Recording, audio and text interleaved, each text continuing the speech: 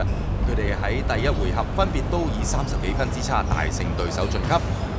今晚嘅賽事應該都要鬥到最後一刻，輸咗嗰隊就會跌入負方組。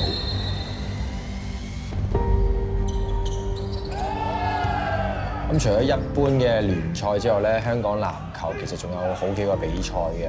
咁歷史比較耐咧，就係銀牌賽啦。咁含金量咧都相對地高嘅，可以話係同聯賽嘅冠軍一樣，就係甲一組最重要嘅兩個賽事嚟。周賢堅俾過嚟連浩俊，笠落去，倒過嘅蓋蒂斯輕鬆搞掂啊！見到蓋蒂斯引嚟包夾啦，右邊泰勒空晒3分 ，OK。咁銀牌賽係行雙淘汰制啦，每隊都有2次機會嘅。咁假設唔好彩輸咗一場咧，咁就會跌咗落負方啦。咁如果負方再輸多一場咧，就會被淘汰。呢下救到，彈翻個波入嚟，俾到利奇鬧到，對住韓天賜，自己嚟啦。And it's the beginning of the season as well. Teams are just getting to start to know their techniques and their systems. So different from the regular season, you have a lot more time to get together, and it's more of a finished product. 泰拿鏟入中間突破分波，韋斯廷空晒3分，點啊？又見到泰拿，今次1個對住5個嘅6-3都阻佢唔到啊！ Whether it's the Silver Shield or league play, every player willing to give their best, focused on what they need to do to help the team win. And me personally, I treat every game the same. I don't take it easy. If it's a weaker team or a better team, I try and go play the same way every game, no matter what. 泰拿呢球策動快攻，左扭右扭，最後嚟個歐洲步得分上籃啊！半場已經拎咗17分啦。何依富零度位空晒嘅3分，永倫打出。除咗泰拿嘅得分之外咧，其實 CJ 令到對方嘅內線都有過犯嘅問題啦。咁我哋最多試過領先過10幾分嘅，咁但係其實10幾分咧喺現今籃球上面其實都係好少嘅啫。咁加上咧滿貫其實係上屆嘅銀牌賽冠軍啦，咁佢哋都係一隊好有實力嘅球隊，咁所以我哋好快咧就俾佢哋追上。呢邊輪到老將李奇啊，蕭偉耀中埋嘅話，滿貫反超前，又係李奇，又入3分，滿貫撒咗段3分魚啊！蔡再勤搏土犯規 and one， 滿貫犧 So we 牲。 can't let those hard-earned, chances go to waste. We got to do our job. We got to hit shots. We got to execute. 韓天賜逼一逼，殺入籃底，搏埋犯規，咁樣嘅話，李奇都5犯離場咯喎。落後住3分，泰拿選擇葫蘆頂急停跳 It was 射 a。critical moment. We had successfully forced a 24-second violation. With 30 seconds left, we have possession of the ball.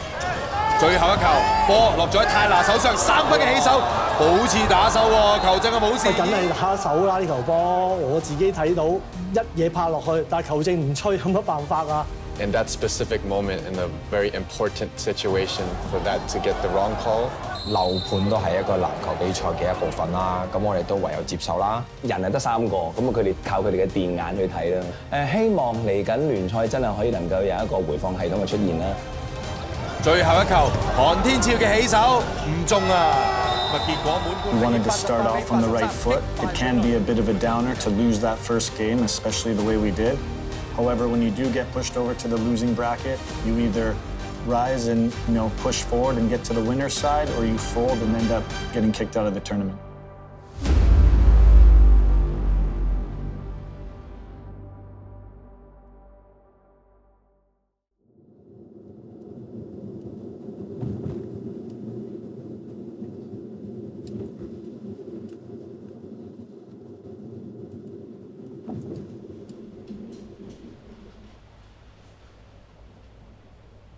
呢度就係我哋平時開會嘅地方啦。許生，呢度好多獎杯喎。係啊，主要賽事嘅獎杯都喺度㗎啦。永倫唔覺都搞咗45年啦。咁喺呢45年裏邊咧，我哋有冠軍，亦都有好多失敗。希望能夠再繼續培養到一啲好啲嘅青年球員，就為香港增加個更高啲嘅職位。將籃球運動搞得好啲。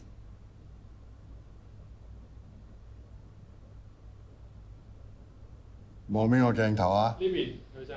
好。由幾時講起？由成立一開始講起。哇！有排講喎。係啊，許許生預備好未？預備好啦。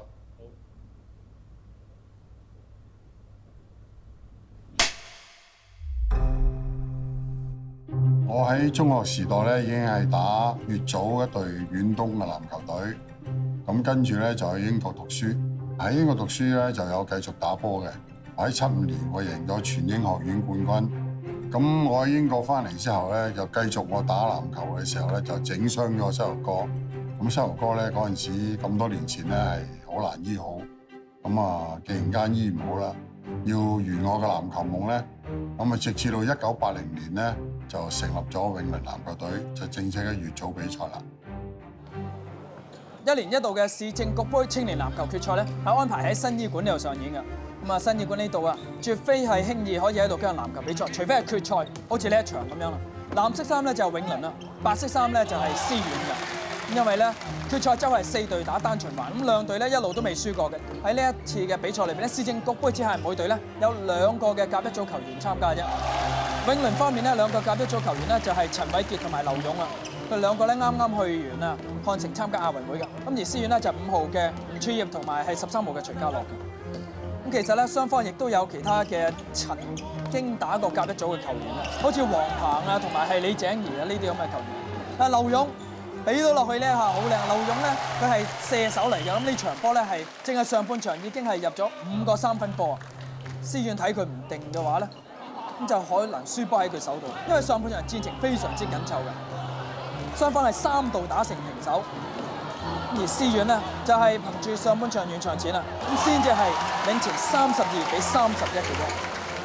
我哋初時咧永倫都係參加一啲公開賽，都係籃聯會主辦嘅。好似工商杯啊，或者市政杯嗰啲賽事，85、86年左右咧就正式參加乙組嘅球賽啦。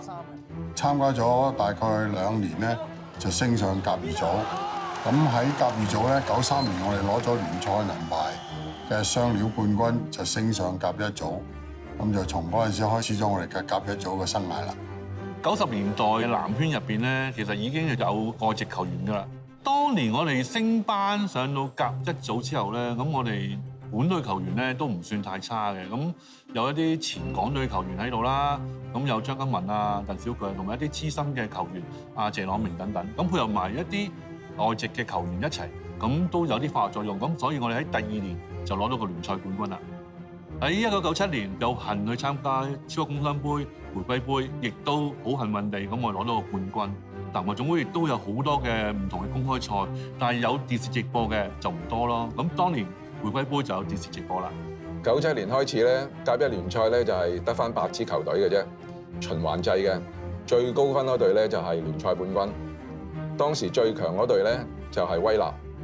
威納咧喺96至到98年咧都係得到聯賽同埋銀牌嘅3連冠㗎。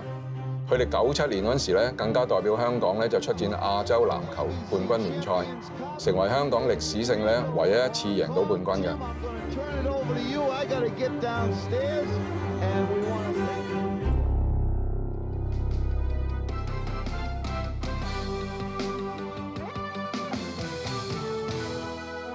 歡迎收睇呢節晚間新聞。全球各地股市今日全面大幅下瀉。香港股市嘅跌幅比其他地方嘅跌幅大，恒生指數今日跌咗13.7%，跌咗1438點，收市報9060點，創26個月以嚟最低點。喺銀行睇住報價機嘅散戶，大部分人都係唉聲嘆氣。97金融風暴之下嘅香港就受人慘霧嘅，整體大環境都唔好。幾乎所有行業都受到衝擊，咁香港籃球都一樣啦。因為有唔少球隊都係商業營運機構，喺經濟倒退之下，佢哋決定退出籃壇。我記得有2支勁旅就威納同埋海宇係其中之一嘅。咁嗰陣佢哋一宣布退出，咁又睇開本地籃球嘅人咧，都覺得哇好震驚。永倫係一支業餘兼中小型嘅球隊，打我哋球員咧多數係以興趣為主嘅，所以對我哋嘅影響真係唔係好大。喺咁嘅情況之下咧，仲可以緊貼咁諗下點樣去攞一次聯賽甲一組嘅冠軍啊，或者攞一次甲一組嘅銀牌冠軍啊咁樣。威納嘅退場咧，就造就咗一個好機會俾我哋。佢哋球隊裏邊咧有幾位好出色嘅球員咧，需要下一支球隊咧去延續佢哋嘅籃球生涯。咁我哋咧就成功傾咗幾個關鍵嘅球員翻嚟，造就咗我哋一段冠軍嘅王朝。Welcome back to Basket Senayan in Jakarta, Indonesia. Regal of Hong Kong, a surprising leader at 13 to now 10 over pre-tournament co-favorite. Larry King, he gets his money's worth out there. 37-32, John again powering up, air ball. Choi follow up, Choi Fong Yu. 阿宇咧就係一個好全面嘅中鋒嚟㗎，佢打內線咧又可以得分，又可以咧喺中距離度攞分，而保護籃板方面咧亦都打得好好㗎。之後咧又入選咗亞洲明星隊，係一個有潛質嘅典型中鋒嚟嘅。蔡 Sir 咧就係喺一啲零度位咧好準嘅，同埋佢好高啦。因為其實喺甲一裏邊咧唔係好多人入樽嘅，佢係其中一個經常入樽嘅球員，所以佢令到我咁吸引就係咁嘅原因。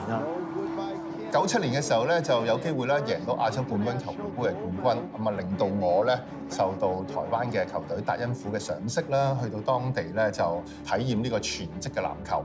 不過好景不常咧，因為個表現同埋亞洲金融風暴嘅影響啦，99年我就回流翻嚟香港。咁啊，許生知道咗之後咧，即刻聯絡我啦。許生對於搞籃球嗰個概念啊，培育年青球員咧，可以話非常之不遺餘力嘅。咁啊，即刻答應咗加盟永倫啦。當時係1999年啦，咁啊就係咁樣開始我喺永倫嘅籃球嘅生涯啦。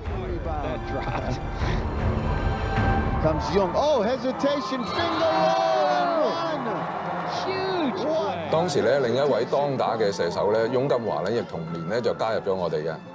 佢曾經咧就係 FIBA 亞洲賽嘅3分王，無論喺本地球賽定係亞洲嘅杯賽，佢得分嘅數據都係相當有說服力嘅。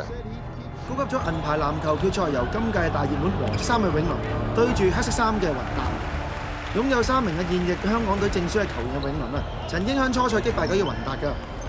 雲達嘅主將吳柱吧，今年35歲啊，利用佢嘅經驗同埋身位力壓呢個鄧小雷上籃。咁啊，單喺上半場啊，吳柱嘅表現啊非常出色，入咗4個3分波。呢邊啊，還以顏色翁金華，不愧係呢個香港嘅神射手啊！今屆銀牌賽事啊，平均啊每場攞20分以上㗎。李雲雷一個單擋，中密飛啊佢哋啊，雲達嘅洋將啊，曾經打過呢個美國大學籃球賽㗎。上半場永倫啊5位正選啊，可以話得啊發揮得非常之好啊，所以啊領先7分咁多。到咗下半場嘅賽事啦，蔡方宇力壓李慧倫啊，加翻波出嚟，永倫嘅洋將啊呢個啊拜仁啊射邊球中距離。下半場啊雲達可以話整隊波表現啊比較失常啊，只有靠主角李慧倫嘅進攻2分啊向後移動啊6-7-6寸啊，對方都幾難 mark 佢啊。又係永倫嘅進攻啦，翁金華佢喺4隻手指睇下做個咩方啊！原來呢邊嘅底線單擋張錦洲出嚟射咗3分波啊！張錦洲嘅3分波啊，令到啊對方啊雲達啊呢位教練鄭偉明啊非常之頭痛啊！又係永倫進攻，呢球波諗住做單擋㗎，原來翁金華自己一個大波入攝，一個急停跳射。張錦洲球3分波之後啊，永倫就以87-70擊敗嘅雲達，奪得今屆銀牌嘅冠軍。呢場冠軍咧就好似我哋聯賽嘅熱身咁樣，我哋想保持呢一股動力咧，就乘勝追擊。繼95年之後咧，繼續衝擊第2次嘅聯賽冠軍。00年嘅球季咧，宏達贏咗上一屆冠軍之後咧，就退出咗甲1，變咗對我哋嚟講咧，最大嘅威脅咧就係有呂楚威啊、胡國峰啊、鐘永達啊呢3個球星嘅復健。Haru Ogawa。李偉倫係香港籃球史上一個難得4號位大前鋒，能夠射到3分，膽底威脅都大。好高啦，佢嘅單打能力啦，佢可以個人好快啦，同埋次出到嚟咧，佢一定係會殺食嘅，一定係入到波嘅。我應該係2000年入永倫嘅。咁當時永倫其實已經係唔錯幾強嘅球隊㗎啦，咁我加埋入去，咁啊變咗就啱好似變咗成隊波就較為完整完美咁咯。其實好簡單，我哋嗰陣時都定下個目標就係銀牌同埋聯賽咧冠軍。佢嚟到咧就打一個 stretch four， 能夠拉出去射3分咧，配搭我一個比較靈活嘅內線咧，咁令到我哋整體嘅打法咧變得更加多變啦。當時嘅福建仲有一個非常高嘅球員叫宋方，咁啊2米12，咪歷史上都數一數二嘅高佬嚟㗎啦。每隊都想盡辦法去壓制佢嘅。咁我哋咧就好彩都有2個高佬。縱使當年我好記得就係翁金華嘅離開啦，不過我哋仲有潘浩然同埋咧張錦洲2個出色嘅射手嘅配搭啦。咁當時呢個陣容咧可以話起到一個非常之大嘅化學作用。咁就同阿裕咧就變咗一個內外嘅兼備啦。好簡單就係叫雙塔啦。咁令到咧成個聯盟咧嘅球隊咧帶嚟好多麻煩。跟住睇翻另一場啦，男子組嘅決賽啦，就黃色衫啊衛冕嘅冠軍啊永倫對住呢個藍色衫嘅福建。咁啊衛冕冠軍啊永倫啦，咁啊主要靠住張錦洲5號同埋李偉倫啊8號呢個球員啫。睇翻呢邊啊福建，呂楚威球波啊2個球員埋去 mark 佢啊，都俾佢射入攞咗2分。咁啊其實永倫啊喺初賽就輸咗俾呢個青年，跌咗落負方，所以呢場賽事啊一定要贏啊先可以多一場啊附加嘅決賽嘅。好啦，咁啊最後上半場咧永倫就以33-29啊暫時領先嘅福建。呢幾年咧，我哋同福建嘅爭鬥都爭持得好激烈嘅。我哋同佢嘅陣容大致上咧都好相近嘅，大家咧都係有幾個嘅外線射手啦，內線嘅高度咧，或者咧佢哋仲要比我哋高添。平均分係16分啊，2個成啊！呢球啊針出啦，第一時間急停吊射。咁對住佢哋咧，其實咧對我嚟講咧係非常之辛苦，因為喺嗰個年代咧，佢哋福建隊咧已經係出現咗叫做打小球陣容，咁所以咧我 mark 嘅球員咧。一係咧就 mark 呂楚威，一係咧就 mark 梁國成，主要呢2個。咁你知佢哋2個又快又準又鏟得㗎啦。咁對於我嚟講咧，就即係我高佢成4-5寸起碼啦，咁就會比較辛苦咯。但係一出嚟就交到功課，又整翻球3分，打個快攻啦！哇，胡國峰好大步啊！咁啊搏到對方犯規添，但係自己跌咗落地下。咁啊睇嚟佢應該撞到佢嘅左手啊，因為呢球波嘅衝力都幾大下㗎，睇嚟佢休息下啦。咁啊會影響到福建啊整體嘅戰術部署㗎。睇翻呢度啦，哎呀呢球波上到籃，但係好似犯咗規喎。咁啊李偉倫同球證拗緊。咁啊最後呢場賽事啊，永倫就以62比54啊擊敗咗呢個福建，要打呢場附加嘅決賽。外賽我訪問過2位功臣。臨尾我哋把握到，佢哋把握唔到。我哋又偷到1-2球波咧，所以我哋咪贏。咁啊嗱，我想問你啦，咁下一場有冇信心可以贏到佢哋？同埋用咩辦法贏到佢哋咧？今場比賽咁刺激、咁緊湊，我哋都贏到。下一場絕對有信心嘅，冇問題嘅。咁喺3日之後啊，呢一場嘅附加決賽啊，依然喺呢個九龍醫館上演。咁啊當日啦，座無虛設啊，坐滿咗整個九龍醫館㗎。咁啊睇翻呢場決賽先，呂楚威啊，呢球快攻啊上籃非常之靚啊，避開咗個對手啊。咁啊，其實永倫啊喺呢場賽事啊曾經係拋離過啊，差唔多20分㗎，但係可能佢哋啊以為係自己係贏緊。咁喺較後時間啊，福建啊更加反超前啊，53-52。咁啊，福建啊不捨精神啊，令到呢個賽事啊仲要2次加時。咁啊不過好彩，最後永倫憑住經驗較好，最後就以81比72啊擊敗呢個福建。福建係非常之難打，不過我哋都順利咧完成目標，成功衛冕銀牌之餘咧，我哋喺聯賽以最佳嘅成績咧力壓福建啊，攞到冠軍。喺01年咧，我哋咧有多位好有經驗嘅大哥吳柱業加盟我哋永倫，咁啊好順利啦，亦都幫我哋喺聯賽裏邊咧再下一城攞到個冠軍。連續2年攞咗甲1聯賽冠軍，準備下一年嘅時間咧，教練團覺得基本上個陣容上咧都可以用翻原班人馬咧去衝擊下一季。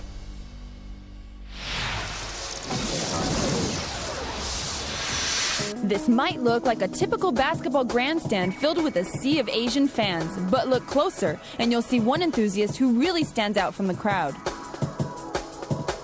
It's Hong Kong basketball journalist and player Matt Jung. As it turns out, his best friend is none other than Hong Kong international and Matt's teammate on the Flying Eagles, Mike Hung. The two share such a strong passion for basketball that even during the off-season, they can often be found at neighborhood courts playing pickup games.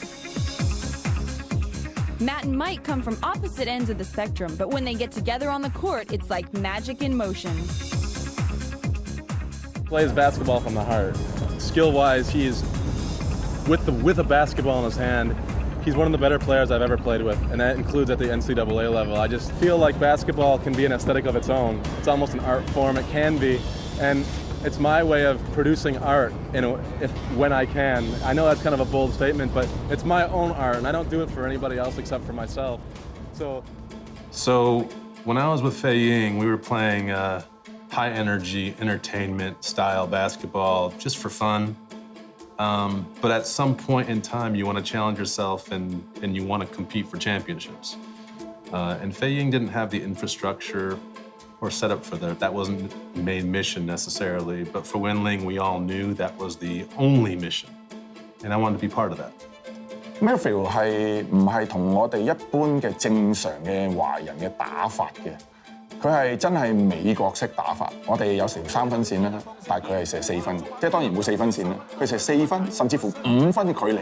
即係而家嘅咖喱仔，佢真係射嗰個距離，往往咧喺比賽嘅時候咧，就真係交足貨有餘，甚至令到咧全場嘅球迷好中意睇佢打波。I remember distinctly as the season, as we started to practice, a moment where Mr. Hoy approached me and he came over to me the way he does with a document that he wanted to show me. 呢份係甲一組歷年嘅冠亞季軍嘅名單。溫安南華、威納以前都試過3連冠。咁我同 Matthew 講咧，希望永倫係第4支贏得呢個榮譽嘅。You know, in situations like that, if it's just you and your teammates kind of talking about, let's go three-peat, let's go win the championship, it's easy to hype each other up. But when it's the boss talking, especially when it's the chairman talking, the founder talking, it's a different ball game. 我冇俾壓力佢嘅，我淨係想佢咧去分擔下李偉倫同阿張錦洲嘅外線得分。佢係一個非常出色嘅 shooting guard， 所以我認為佢係攞到分同埋做得到嘅。Jeez, Hoy-san saying that he doesn't put the pressure on when he's actually putting the pressure on. That's the art of Mr. Hoy's management style. Inside I'm thinking, okay, this guy means business. On the outside, I'm thinking, let's go do it.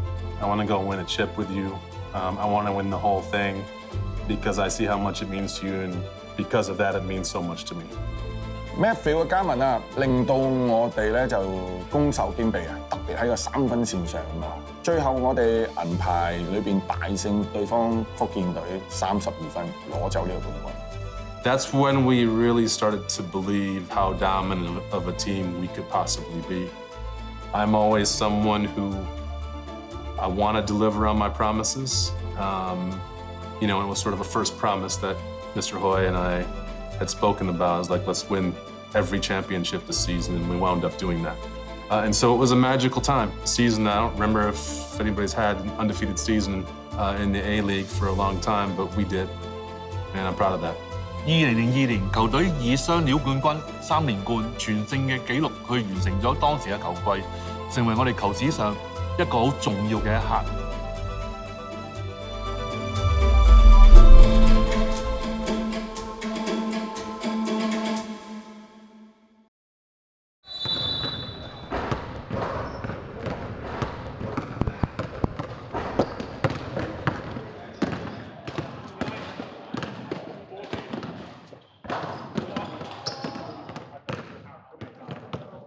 跌落負方組其實係俾到一個好明確嘅信號球隊啦，即係知道大家嘅不足，咁唔好覺得話我哋真係一隊傳統嘅球隊就一定係贏晒。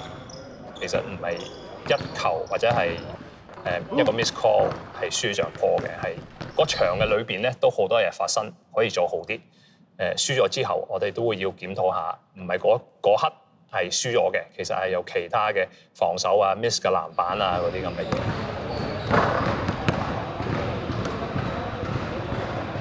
教練團翻去咧，其實就檢視咗對滿貫呢場比賽啦，發覺咗一個問題就係依賴 Tyler 同埋 CJ 佢哋自己嘅單打，咁所以咧就喺呢個 CJ 同 Tyler 嘅合作上面咧落咗啲苦功，希望咧靠佢兩位嘅牽引力咧，令到其他嘅得分手咧係有起手嘅機會同埋空間。We're not in the right spots and our timing is off, right? For me, the way the teams play defense on me, if our guys aren't in the right spots, it makes it easier for the other team to play defense on me, right? But when we're in the right spots, I have more room to play, which then helps our teammates because then they get open shots. 教練會有教練嘅部署啦，咁球員嘅職責就係落到場執行教練嘅部署。咁但係冇一套戰術係萬能嘅。落到場兩隊人都係鬥緊臨場應變，而臨場應變嘅能力就係勝負嘅關鍵。When I was in the UST in Philippines, and I was at the last bench, so I was always, you know, every time you get just 10 seconds or 15 seconds, you need to be ready. The coach will always walk around, and look at the bench, look at the coach like you're a dog, like put me, like I'm shaking, like oh you gotta put me in. So I did that with every team I've been in. Like the 1 minute I played, the coach would see that I'm very passionate in terms of you have to play defense. You cannot be lazy. Like your energy always needs to be at 200%, not even 100%.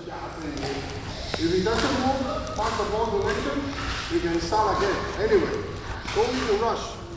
You bring the ball.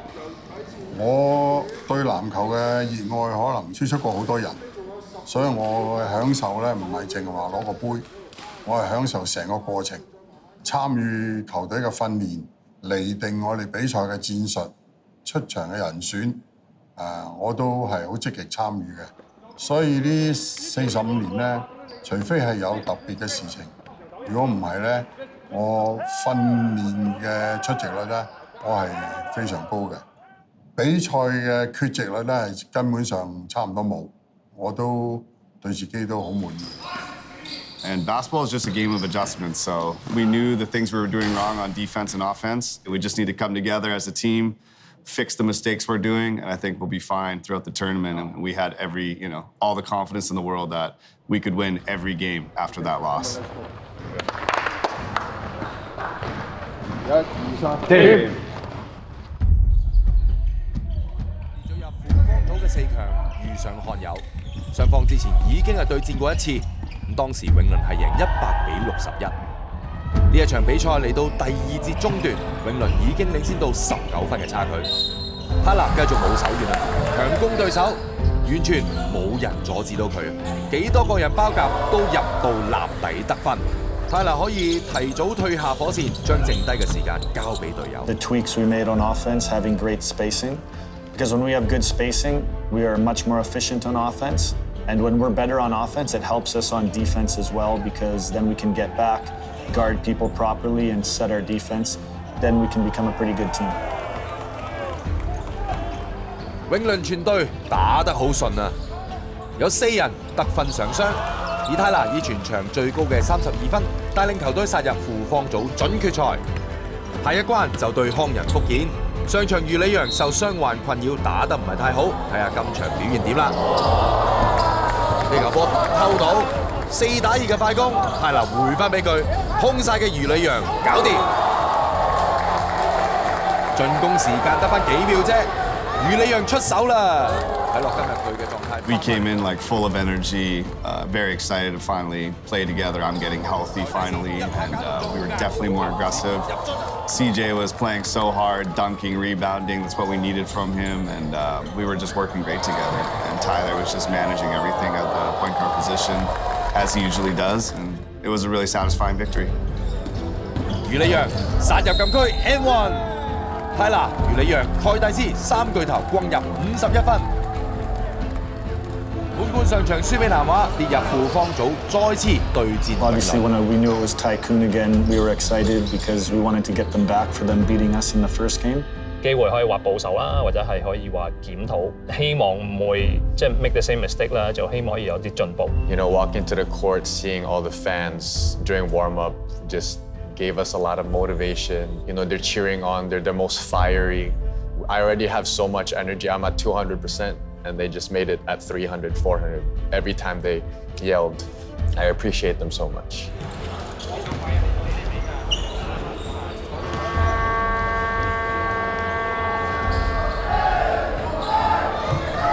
泰拿試射3分，開一開齋先。連浩俊呢邊都1球3分，滿貫叫個暫停。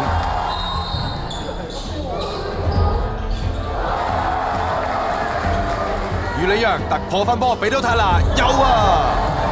泰拿硬爆入去，今次道具分俾余理揚，永倫連入4個3分波。 We did a really good job of spacing the floor to begin the game, and then we just started getting so many open three looks. Me and Tinchy were just sprinting the floor full court. Tyler was headmanning it. Just open three after open three after open three. So their defense was really collapsing and they really had no answer for it to start the game. And we built up a really big lead and they couldn't catch us for the rest of the game. 韋斯廷0度位又中，陳可儉後備球員都着晒火啊！呢邊余理揚再整多球，第12球3分波。領先到62-38，本冠完全。We executed very well on offense. As I mentioned, people being in the right spots, adjusting our spacing made a big difference. Hence, we had 17 threes made in that game, which is a lot for any team to make. And that was definitely the reason why we won handedly in that game. So my job is very easy. Stay put. Sometimes they pass the ball, sometimes they don't. No matter what, you need to stay ready. If you miss, you miss. Just know it's a good shot. Keep playing. If you miss, get back. If you make it, get back. That's it. 俾到蓋蒂斯，回傳翻俾韋斯廷3分波，有啦！永倫全場入咗17球3分波，殺入決賽，將會同南華爭奪冠軍。At the end of the game, that it was 17 threes because we didn't realize that we were in the moment. We're having so much fun together. Everyone's getting shots, everyone's getting the ball, so it was just a great victory, and we were just excited to move on to the finals.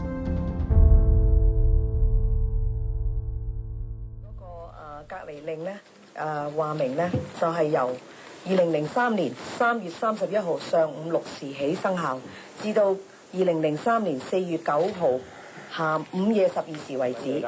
喂，睇而家情況先啦。有2個警員咧就戴晒全副嘅保護衣物啦，同埋戴晒頭套、手套咁樣啦，咁就係喺現場度咧就把守。嗰次應該係香港第一次面對一種全新啦、致命啦又散播得好快嘅病毒。咁但係沙士冇好似 Covid 咁全港封城或者居家令，只係街上嘅人流咧明顯減少咗。不過咁喎，球迷就照樣嚟到場館，坐滿70%入座率左右啦。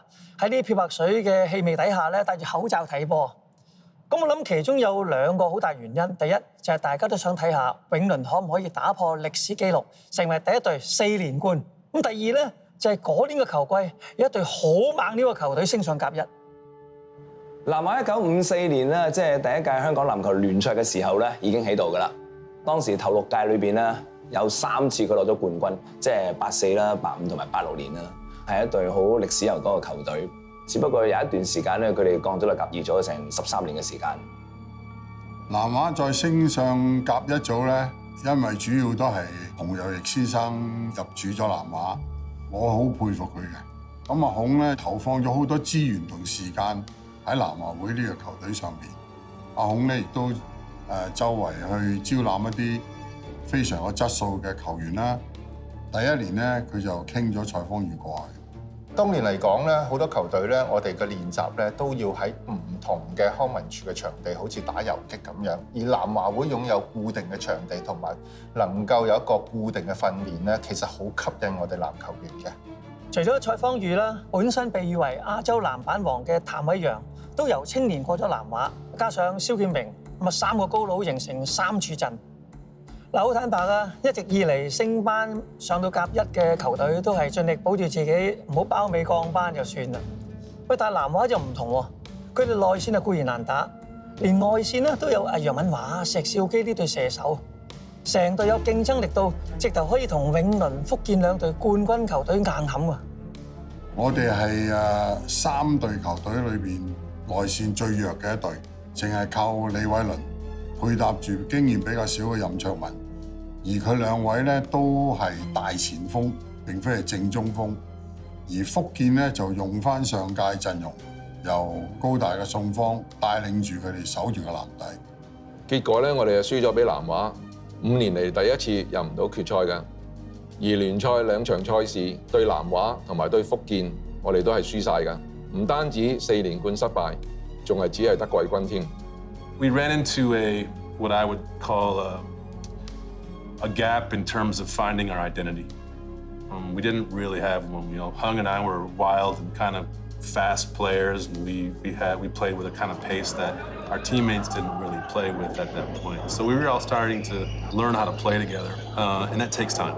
That season was just for me, it marked the beginning of a new era at Winling, a new style of play.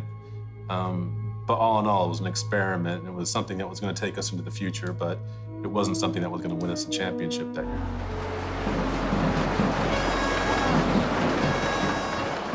超級工商杯嘅決賽啊！咁首先咧，我同梁偉文咧會同大家介紹兩隊嘅球員名單嘅。香港隊外號插花王嘅4號香振強，劉子健，6號蔡芳瑜，7號搏晒老命嘅翁金華，8號籃板王李偉倫，9號得分王呂楚威，10號神射手胡國峰，11號贏波功臣潘志豪，12號胡華峰，高佬之中嘅高佬宋芳，楊敏華，上年嘅最有價值球員譚偉陽，跟住係香港隊出錢出力嘅領隊洪游奕先生，琴日戰術調動得宜相當出色嘅教練麥錦輝先生。之後嗰幾年嘅球賽咧就8隊波嘅，咁啊有永倫啦、福建啦、南華啦、青年啦、太平洋、新青聯、愉園，咁啊加一隊升班隊嘅。咁啊基本上每年咧都淨係睇嗰3隊啦，就係福建啊、永倫啊同埋南華咯，喺度互鬥。咁啊銀牌又好，聯賽都好啦，咁大家都係贏晒其他球隊啦。咁總之最後邊隊砌贏邊隊咧，就邊隊捧杯啦。能夠入選港隊打超級工商杯咧，一定係最好最 top 嘅本地球員㗎啦。咁其中最受關注嘅咧，當然係潘志豪啦。佢係第一個加盟中國 CBA 嘅球員。我哋喺04年咧就招攬到佢入我哋永倫隊。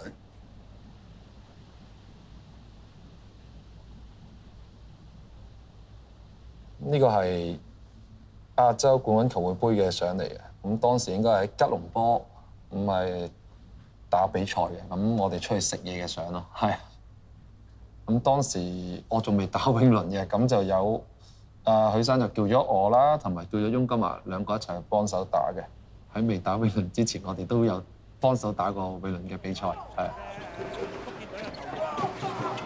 哇！都幾衝撞呢球，撞開2個都上咗。之後金平搏3分啊佢，好！仲有9秒啊，5秒起手，7秒起手。哇！由咧而家係射到20分啦已經啊！暫時咧香港隊得分最高嘅球員啦。咁啊，佢哋講得好好啊！投票咧就計票數啊！咁有3個球員嘅票數都好緊嘅。0-1年之後咧係。咁喺 CBA 雖然打咗1年唔多啦，咁但係因為之前喺香港打波，我就打得分後衞多嘅，咁但係上隊其實可能身高上嘅問題啦，我就變咗要去打控衞啦。咁打呢1年學識咗就係組織啊，咁同埋喺傳波方面咧嘅視野會增長咗咯。CBA 翻嚟之後咧，咁就許生就有同我聯絡啦。我覺得翻嚟打翻永倫都係好正常，因為當初係佢俾咗機會我去參加啲國際賽咯。有啲球員都係比較熟悉啊，甚至乎係一啲我哋港青嘅隊友啦。咁所以我覺得加盟永倫都係即係我覺得好夾嘅一件事咯，係。PJ, that was my nickname for him, Poonji, even though it's not spelled that way, but I called him PJ, and you could tell he was a special basketball player. He could do everything. He was incredibly fast. He was an incredible shooter, an all-around scorer, fundamentally sound. 喺球場上面嗰種嘅球風，好吸引我哋香港好多嘅球迷。He was a unique player. He was unlike anybody else in the league. You know, I remember one game when he was still at youth and we were at Winling. I think we were playing like Kwai Hing. I think I had like 45 and he had like 50. And I'm not exaggerating. You know, we were going at each other the entire game. And I remember leaving that game thinking to myself, man, it would be fun to be teammates with this guy. 喺2003年咧，阿孔咧就打電話俾我，佢話佢想李偉倫同張錦洲加盟南華，問我嘅意見。因為預我哋呢幾個主力球員都過咗去，咁當然過埋去又有譚一陽啊、楊敏華啊、石兆基啊，咁啊真係個感覺就好似又再製造多次威納嘅球隊咧。我希望球員喺成長嘅過程裏邊咧係能夠自由啲。如果有球隊俾好嘅條件佢，而我哋永倫俾唔到嘅，佢應該去。嗰啲球隊你去到可能有一個唔同嘅打法，喺成熟過程裏邊一個轉變。另外揾得佢嘅可能都係俾啲好啲嘅條件佢，包括入息。咁如果我哋前面有人阻住佢發揮唔到咧，佢去第二度都係應該嘅。有邊個唔想喺一個好強球隊，大家有一班隊友就夾咗好多年，有 friend 底嘅組埋一齊啦。咁結果我哋就過咗南華啦。The whole thing felt like facing the Avengers, to be honest. You know, more than half the Hong Kong team roster was on that team. There's just nothing you could do with a roster like that. The assembly of that roster was almost unfair to the rest of the league. 咁當時我哋永倫隊其實主要嘅打法都係以快攻為主啦。咁但係我哋自己球隊永倫裏邊都有個問題嘅，就係我哋內線嘅高度咧，其實係唔夠高啊。咁相對對方即係我哋嘅對手啦、南華啦，佢哋陣中裏邊嘅球員內線咧係比我哋優勝嘅。我哋面對住佢哋咧，其實就攞唔到優勢嘅，只能夠真係喺快攻反擊嘅時候先可以做到咯。佢話李偉倫、蔡芳裕同埋譚偉陽三個拍埋一齊，高度真係好難搞。最好嘅其中一個球員啦，搞掂佢啦！仲有機會，犯規啊，冇吹到啊，年紀好高啊，三個都超過6歲。嗱，最後呢支明星隊咧打出佢哋嘅身價，喺04年全勝姿態拎走2個冠軍。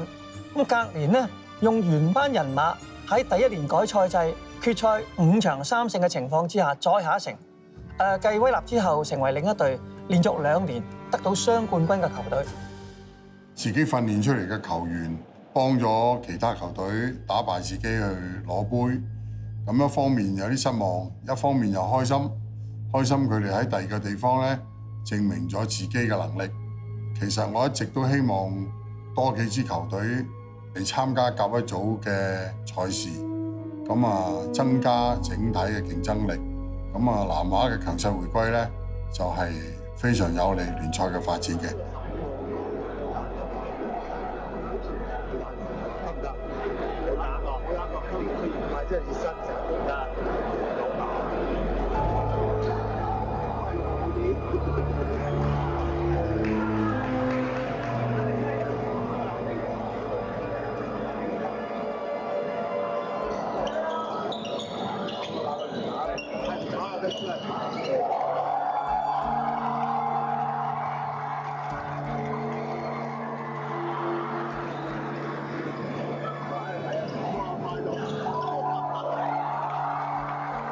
好多時我哋成隊波打落去咧，就係我哋可能上半場都贏，咁但係去到最後嘅時候咧，可能真係體力有少少下降啦。咁因為我哋嘅身高高度嘅優勢係輸蝕咗嘅，去到臨尾可能有啲波真係會俾人影響咗啦，喺進攻方面，甚至乎喺防守方面，籃板球都係內線有啲波，即係我哋射唔入就可能就真係攞唔到籃板咯。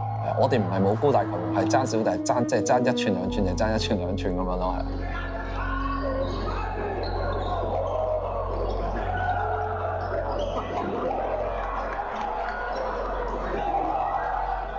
無論進攻或者防守咧，多一球籃板咧就多一次進攻嘅機會。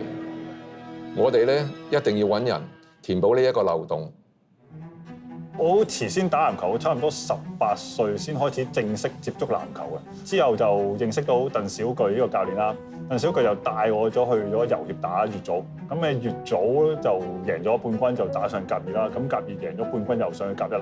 咁去到甲一我就冇打遊協嘅。鄧小巨就介紹咗許山波識啦，因為鄧小巨係之前永倫球員嚟㗎。咁我第一次見許山啦，佢就問我啦，話你幫我嚟打波好唔好啊？咁我成其實都諗都唔使諗話，好啊，咁樣嚟打就入咗永倫球。阿賈初時咧仲係真係未夠經驗嘅。同埋身形咧都比較瘦削，佢之後嘅成功咧，當然係靠佢自己嘅努力同埋我哋嘅訓練啦。喺身形方面，佢好肯去鍛鍊，變為一個肌肉型嘅4號位，速度夠快，適合我哋當時全面性快嘅打法啦。喺永倫隊中咧，好多人哋唔中意做嘅防守工作、搶籃板啊，佢都會去做。咁呢啲喺籃球裏邊，大家知啦，叫 dirty work， 即係實際上咧又唔係話點去攞分嘅。咁喺籃球隊裏邊咧，就必須有一個咁嘅球員願意去做一種防守啊、搶籃板嘅工作，呢個就係賈啦。咁啱啱嚟到甲一咧，即係自己都第一未打過都驚驚地嘅。咁仲驚緊嘅時候咧，就聽到驚人嘅消息啦。蔡芳耀同埋李慧倫咧都轉咗去福建，派住宋芳啦。以佢哋嘅身高嚟講，總和咧係比之前南華仲高仲恐怖嘅。嗰陣時嘅甲一籃球啦，都其實係用高度去制勝嘅，咁所以好多隊都係有好高嘅球員在陣，咁啊好似得到高嘅球員就得天下，又好似夾咗一隊即係誇張啲講，好似一隊 dream team 咁嘅感覺。成隊波個感覺亦都真係有完整，好多條件可以做到好多嘢咯嚇。當時有個數據係關於李慧倫啦同埋蔡芳宇呢對組合嘅，喺10年間聯賽入邊，佢兩個8次聯手合作8次，都成功奪冠。李慧倫楞住我咧就攞咗8次聯賽冠軍，而我咧攞16次。睇下攞啲乜嘢咯，可能唔係打籃球咧，好似去打羽毛球啊、乒乓波都唔錯嘅喎。今場波咧，福建啊同以往一樣啦，都係着翻佢哋嘅淺藍色波衫上陣啊，而永倫呢，就係着翻喺佢哋嘅金黃色嘅波衫啊。咁喺一開波冇耐咧，福建隊啊都係採取翻外圍嘅投射得分啊。咁見到咧，佢哋嘅射手翁金華咧喺啱啱一開賽已經係連入咗3球3分波噶啦，而佢咧亦都帶領福建隊啊打出一節11-0嘅攻勢。The Triple Towers, Choi Feng-yu, Li Weilan, Sun Feng. 6'10", 6'8", 6'8". Yong Kam-hwa still shooting the ball. Other strong backcourt players, Shong Ming-ta, point guard. I mean, this was another team that was built for championships. But our front court was all brand new. But we were young, fast, and we had a different kind of style of play. So for us, it was how fast could we evolve to be able to counter against a traditional roster like Fujian's? And that was the task of 2006. 鍾明達咧再交翻俾男隊嘅蔡芳月，今次咧轉身啊喺邊線投射都攞到2分。當年嚟講咧，入得決賽嘅2支球隊咧，固然係勁旅啦。咁啊，以往嚟講咧，一場定生死之下改成5場3勝制嘅賽事，即係話俾我哋聽咧，每支球隊唔係話喺40分鐘裏邊表現得幾好，而係要係一個好長遠、好有部署備戰之下去打好呢5場3勝制，先能夠贏到總冠軍。由呢球轉身相當靚，俾左邊嘅中馬飛嚟球3分咧。另外鍾永達嘅防守亦都相當好啊，自己偷個波之後嘗試上籃，雖然入，但係後邊有翁金華補入啊，入多2分波。咁慢慢咧，福建隊又再將呢個比數拉遠啦。翁金華3分又再次得手啊！目前比數咧，福建隊已經領前緊12分㗎啦。呢一球李喬峰3分啊，仲俾呢一個嘅翁金華成功攔截到。最後福建隊以68-57擊敗永倫，總場數1-1打成平手。You know, it was just a matchup issue. You know, they're huge. And if we're not shooting the ball incredibly well, you know, it's really tough to compete against a team with a front court that size. So, as the shots didn't fall, we weren't making tactical adjustments. It's understandable, you know, you can't be hot all the time, and that night just wasn't our night. 打完一場比賽之後，無論輸或者贏嘅話，其實大家都可以翻去檢討啊！即係反而係當時有個情況就係你贏咗嗰隊咧，檢討係少啲嘅。即係你贏咗嘛，我好似冇乜點樣挑剔咁樣啦。輸咗嘅時候你就會改進，點解會輸啊？咁第二場就會變咗人哋會打好多好多。2-1領先住福建。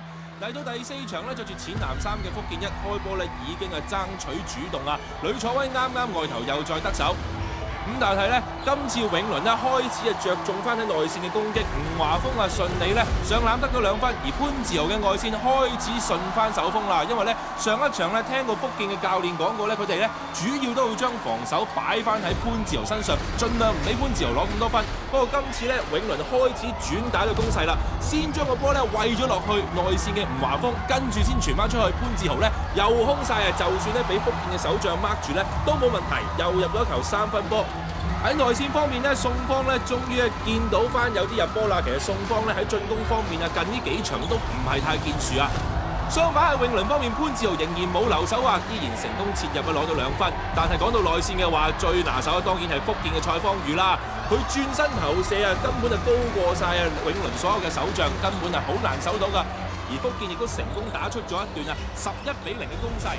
我哋已經連續3年冇攞過任何獎杯啦。但係咧，我哋啲年青嘅球員咧都慢慢成熟，打出我哋自己個風格，唔理人哋有幾強啦，我哋要打返我哋自己嘅實力啦。對方都會好驚我哋亦都會好驚對，因為大家知道佢哋又未必守到我哋外線嘅球員，我哋又未必守到佢哋嘅內線球員。咁其實反觀就係每場比賽裏面都係真係睇下嗰場波邊一邊自己真係發揮得好啲，佢頂到最後啊！其實而家已經嚟到第4節嘅時候啦，李偉倫今次背籃唔交波啦，自己上籃攞2分就非常輕易。但係咧，啱啱想讚佢嘅時候咧，福建嘅防守依然都係唔掂啊！俾呢一個嘅永倫啊8號空因為跟唔到佢哋嘅腳步，因為佢哋實在太快，佢哋打4節都係咁快。你可以咁講話佢哋係唔係太有戰術喎？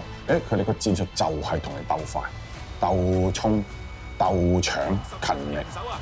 嚟到最後關頭啦，鐘馬飛今次控球轉身得唔得啊？左手，哎呀，但係差少少，冇緊要啊！喺後邊就6號嘅方成義啊，為佢哋補籃攞咗2分。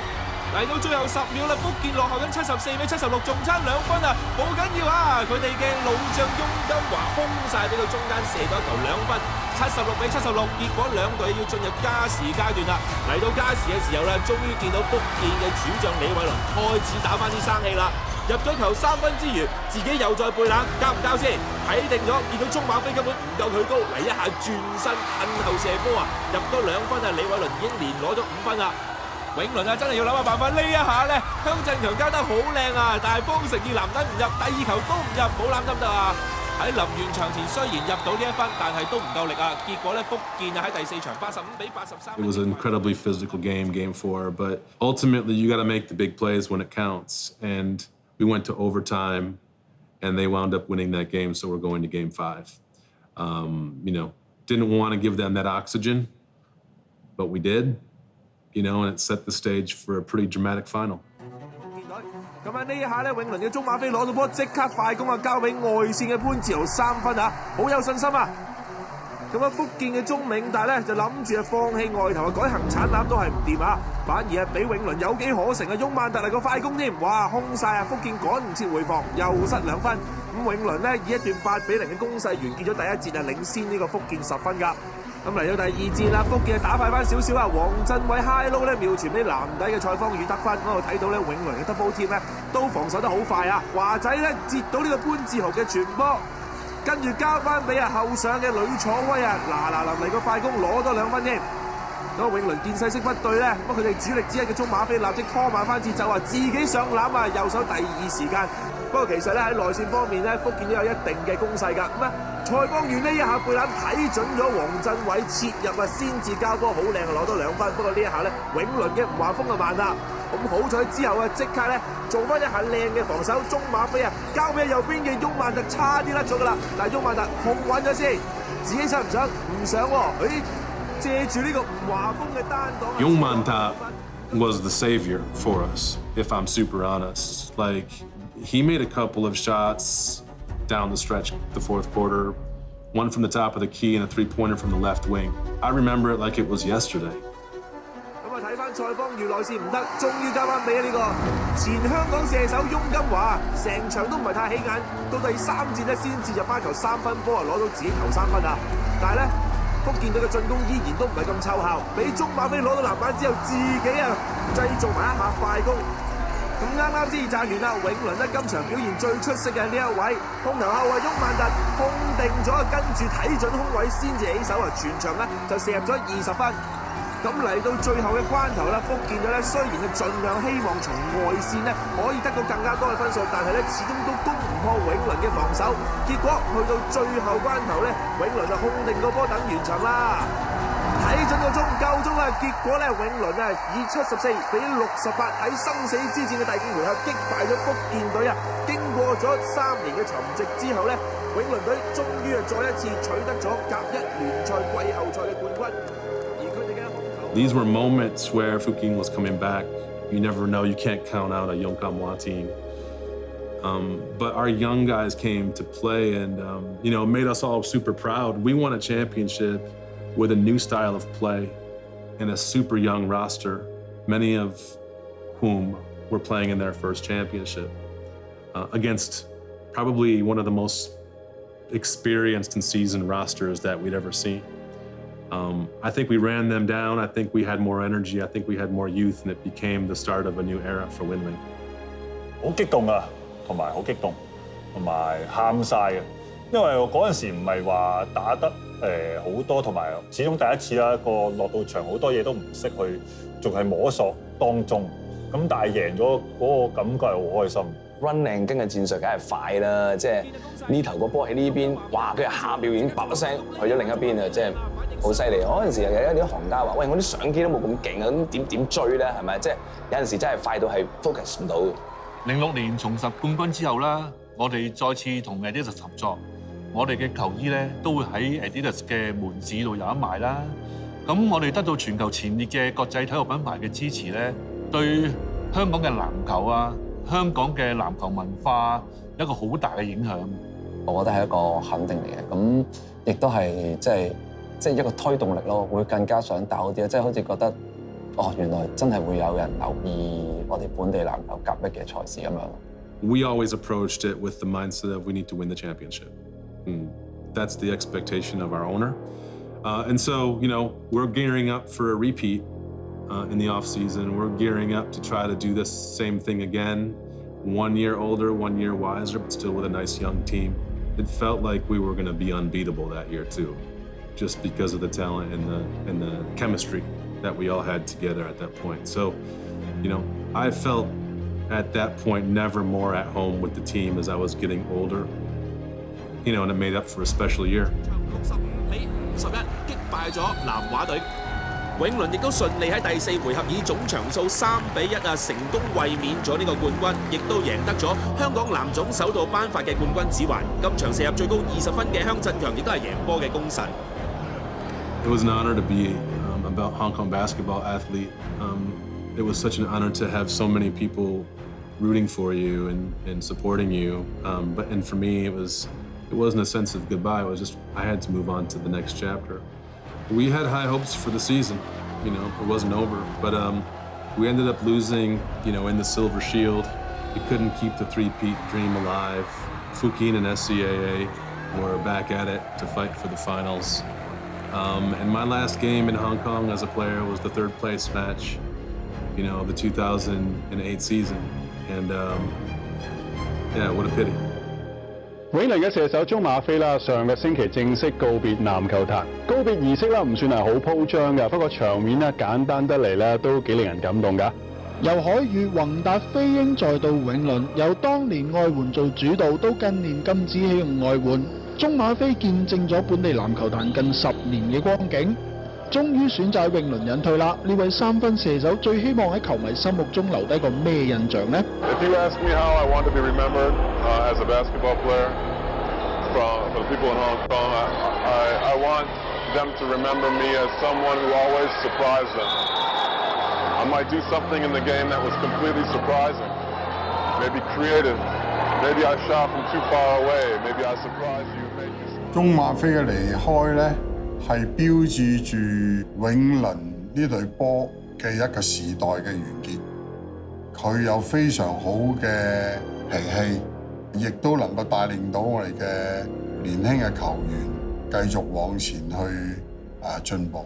咁佢嘅態度啊，或者佢射三分啊嘅個人技術咧，咁喺當時嚟講，其實同我哋香港嘅打法有少少唔同嘅，咁所以喺佢身上係學到唔少嘢啦。咁你話講到佢退役嘅話，其實係唔捨得嘅，咁但係冇辦法，籃球運動裏嚟講，年紀大咗就即係 support 唔到，繼續去咁劇烈嘅時候，就真係要退落嚟啦。即係自己都會諗啊，到時會點啦，係啊。What I've learned in my life and what I learned in my career in basketball is it's all about the journey. You know, in the journey, there's going to be wins and losses. Not everything's going to go according to plan. You're never going to get everything you want. You got to keep working. You got to keep grinding. I know I poured everything I had into it during that special era of Hong Kong basketball, you know, into the club, and every missed shot, every tough loss, it's all part of life. It's a metaphor, right? And so made the game really real, and it was all meaningful, you know, and I'm thankful for all of it, the highs and the lows. Unexpected. I felt very proud of being a Hong Kong basketball player in that moment.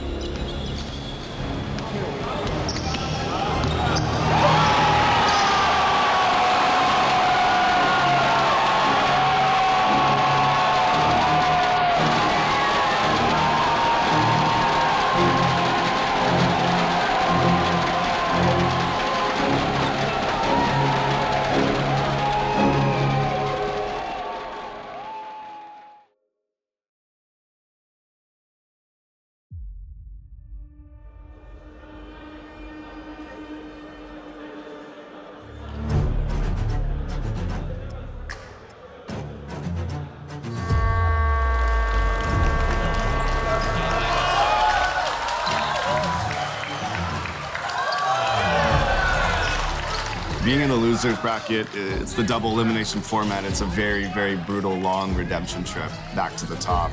You only have one more life left in you, so you got to be very focused. You got to be very careful. No screw-ups, no turnovers that can lose you a game. No offensive rebounds that can lose you games. No dumb mistakes that can just get you sent down to a loss because you have only one more chance. So after that first game, tough loss against Tycoon, we battled hard for 3-4 games, I think, getting win after win, which eventually got us to that championship game. You know, it's not easy because the other team's feeling great. Their skills, their organization, they're flowing at a high level. They only have to beat us once, and we have to beat them twice. You have to show your true character and find a way to win, because if you lose, you go home.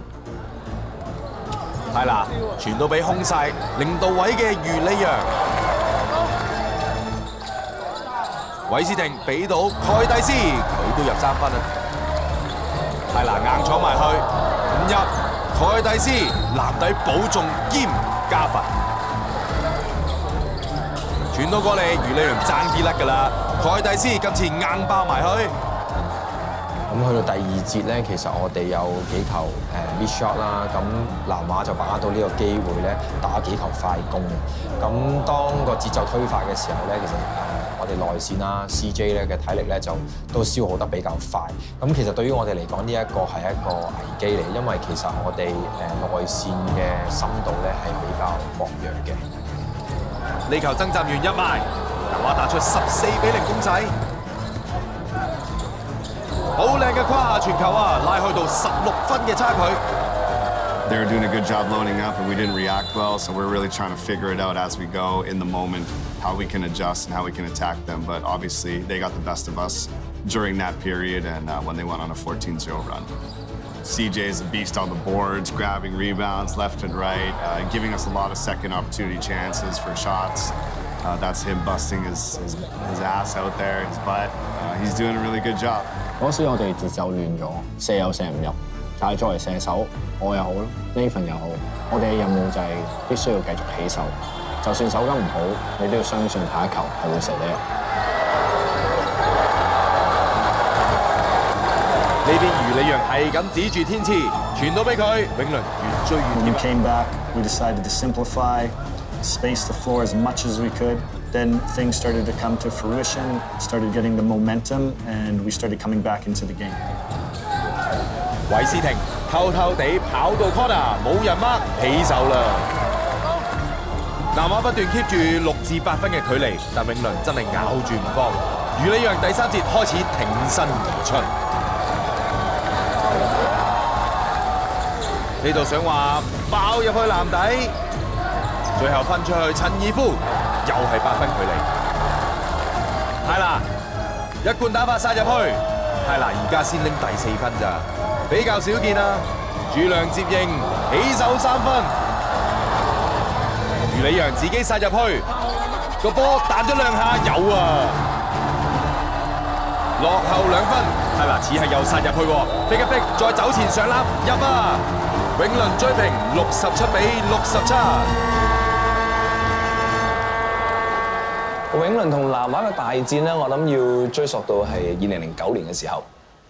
因為福建嘅陣容咧嗰陣時好大轉變嘅，因為佢哋嘅主將啊宋方啦、翁金華咧就退役啊，咁啊加埋我哋有蔡方宇咧帶埋阿黃振偉啊、呂楚威咧就翻永倫。咁佢哋嗰段時間實力咧就變咗 drop 咗好快，咁啊唔係好似以前咁樣咁有競爭力咯。咁有段時間甲一籃球賽就會由舊嘅麥花臣轉去修頓球場比賽。咁嗰陣時其實我睇其他隊嘅入座率咧，我諗真係大概2至3成左右，好靜，真係圖書館咁樣啊！咁但係一路演變到去紅黃大戰，尤其是2010年世界盃嗰陣時，我夠膽講真係嗰啲籃球飛仲難買過演唱會飛。嗰陣時啲球飛啊，只係需要50至60蚊嘅咋。但係我有個朋友啊，係要用250蚊買入嚟，足足5倍嘅價錢。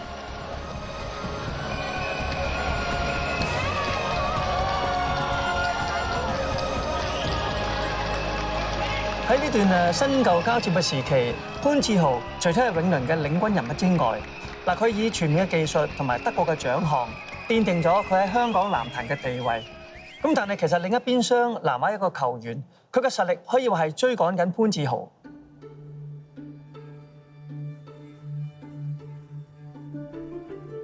羅爾廷咧就15歲就冒出頭角啦。當時我就去睇拔萃比賽，咁啊見啊有個僆仔打得咁好啊，羅爾廷，咁我當時就邀請佢。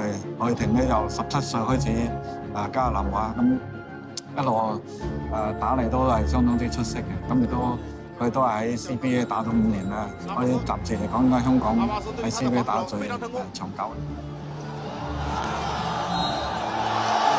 1號王子睿準備起跳封蓋這個羅爾。南華一直以嚟都係以譚偉陽為重心啦。咁隨住阿陽嘅年紀越嚟越大啦，佢又成日受傷啦，咁球隊好快嘅重任咧就交咗去阿挺嘅身上啦，變成球隊嘅重要得分球員。我諗2014年之前咧，大家都係着眼點都係2位隊長啦，咁啊潘志豪啦同埋羅爾廷啦，一個就經驗老到啦，一個就新世代嘅後衞。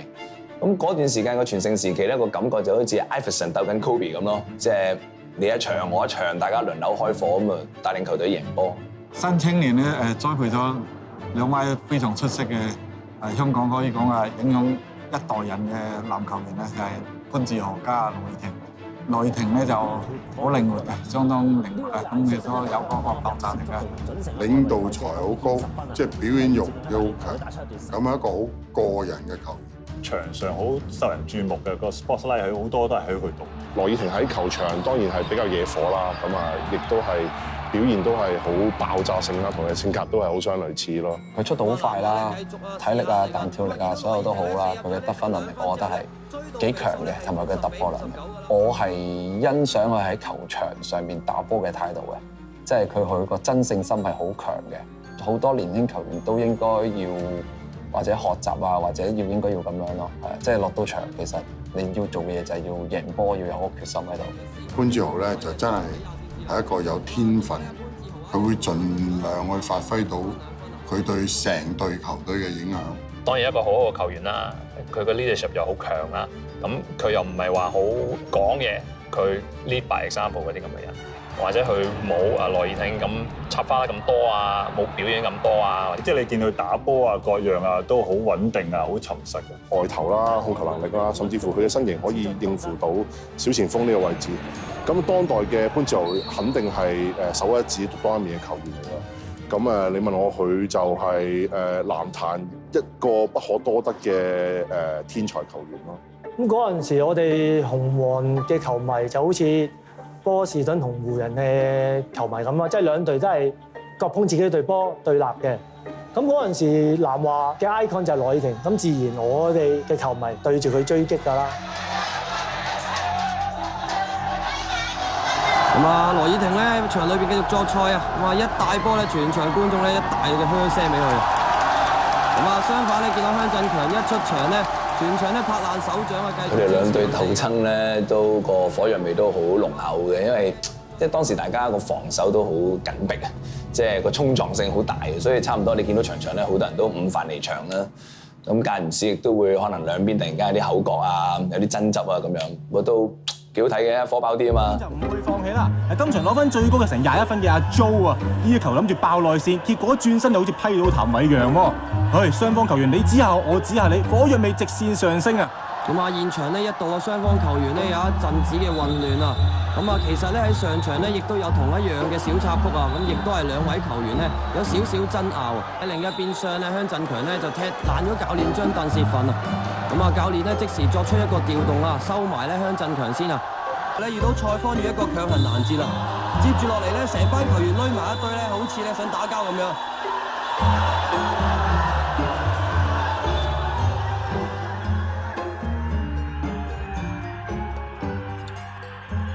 打波係，我覺得係要 respect 隊友咯 ，respect 對方啦。咁如果嗰刻或者係我覺得唔係好 respect 咯，雙方都好有激情啦，咁亦都好投入嗰個比賽啦，所以先至有咁多嘅即係比較多衝突嘅場面啦。其實我相信兩隊咧，即係南華永倫咧，都好想去贏嗰場波啦。兩隊都好想贏嘅。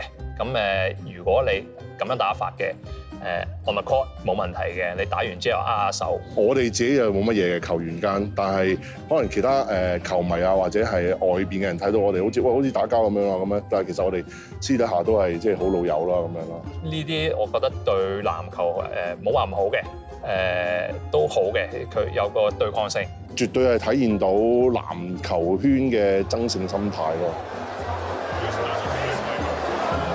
如果翻查資料咧，你會見到由2009年至2017年喺呢9年間，有8次嘅銀牌賽決賽都係永倫對南華。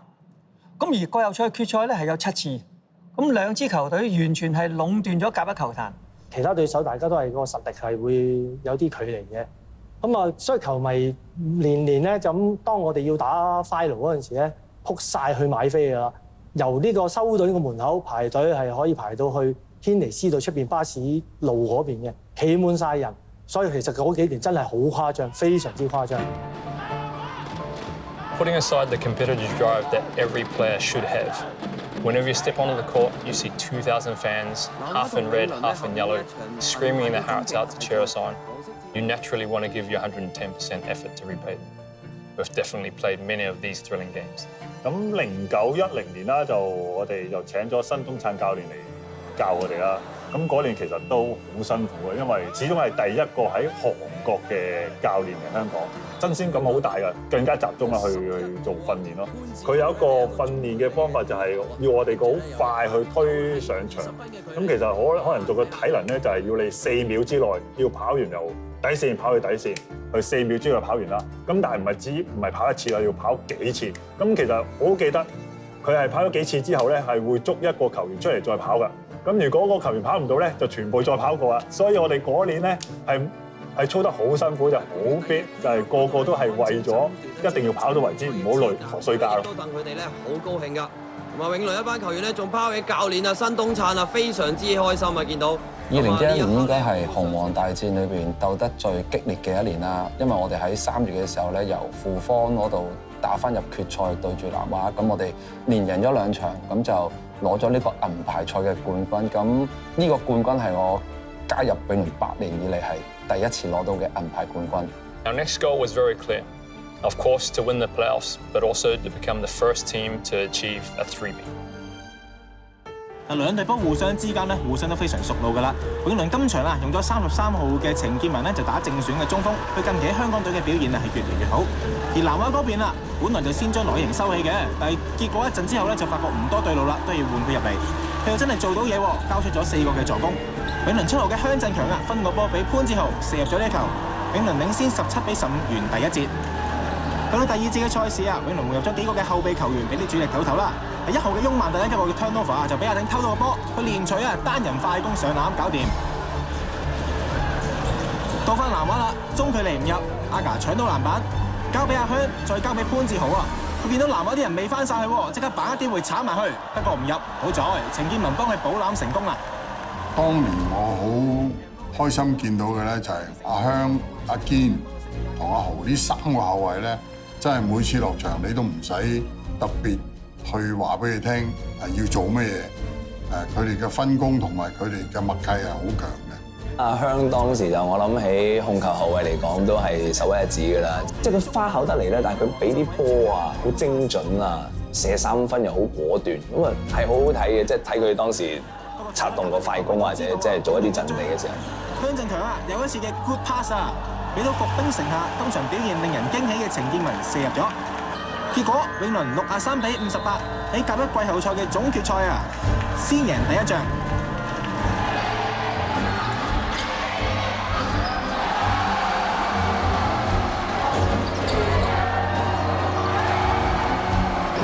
No team had ever swept an opponent 3-0 to win the championship. Having restricted Lo Yiting to 5 points in the first game and riding a 15-game winning streak that began with the Silver Shield, we were very confident we could eliminate South China in 3 games. 始終我哋阿挺都係對方防守嘅主力重點啦，咁但係又冇諗過係5分咁低嘅。當時嘅我就即係出唔到場啦，只係坐喺後備席。其實當然自己都好想落埋場一份啦，咁但係可惜就當時嘅我就做唔到呢件事咯。 900個觀眾再一次坐爆修頓室內場，更加爆嘅係波飛1個鐘內就被掃晒，亦都睇住羅以婷變身急凍奇俠，交出全場最高嘅21分。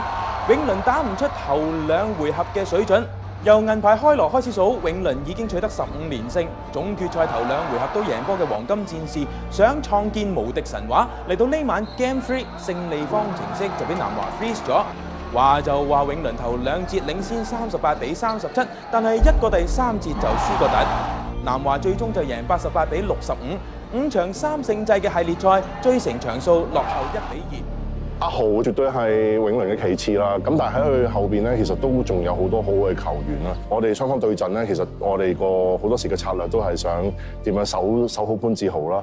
咁但係往往好多時都係其他球員跳出嚟攞分。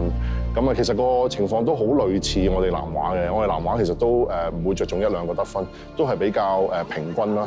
咁亦都係因為咁樣咧，所以紅黃大戰咧永遠都係咁好睇。永倫嗰一邊咧，5個嘅正選啊悉數上陣，後衞咧就香振強同潘志豪，前鋒係周盈堅同方成義一架，中鋒咧就係33號程建文㗎。嗱喺第一節嘅賽事啊，喺中段咧一度打成7-7嘅平手。 而南華中鋒衛龍已係率先發難啦，喺內線連續得手，幫南華打出一個9-0嘅 run 出嚟啊！而羅以婷咧喺呢一節就攞咗5分，有2個嘅助攻，呢球個人突破啊，如入無人之境，其餘球員只可以做觀眾啫。去到第2節嘅比賽啦，永倫仍然未揾到啲好好嘅出手機會啊，真係分分皆辛苦。終於俾阿賈揾到一次機會嚟個小勾手，今場永倫嘅得分重任真係要交晒俾佢啦。而相反南華嗰邊啊，陣地戰部署得非常之好。 大家都估佢唔到啊！周建雲呢個大前鋒竟然嚟到3分線外邊嚟個施射喎。今次阿挺呢就交到俾91號嘅李家耀男低建功啦。見到阿挺入楔分球，俾到詹士嚟個3分嘅施射。喺第3節單節計咧，永倫咧都係贏呢個19-14㗎。不過隊長潘志豪咧仍然係冇分喎。嚟到第4節，南華得勢不饒人啊！中鋒衛龍兒喺內線揾到射，一個反手嘅入波。而永倫嗰邊啊，今場全部外線球員嘅表現咧都十分麻麻啦。 2個主力射手香振強同潘志豪都入唔到波，而佢哋嘅平時揾食嘅 pick and roll 啊，今場都發揮唔到啊，只可以靠幾個內線球員好艱辛地喺內邊度攞分啦。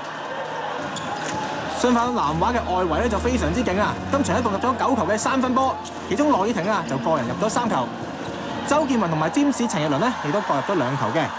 阿挺亦都順利攞到27分，創咗今季個人季後賽嘅新高啊！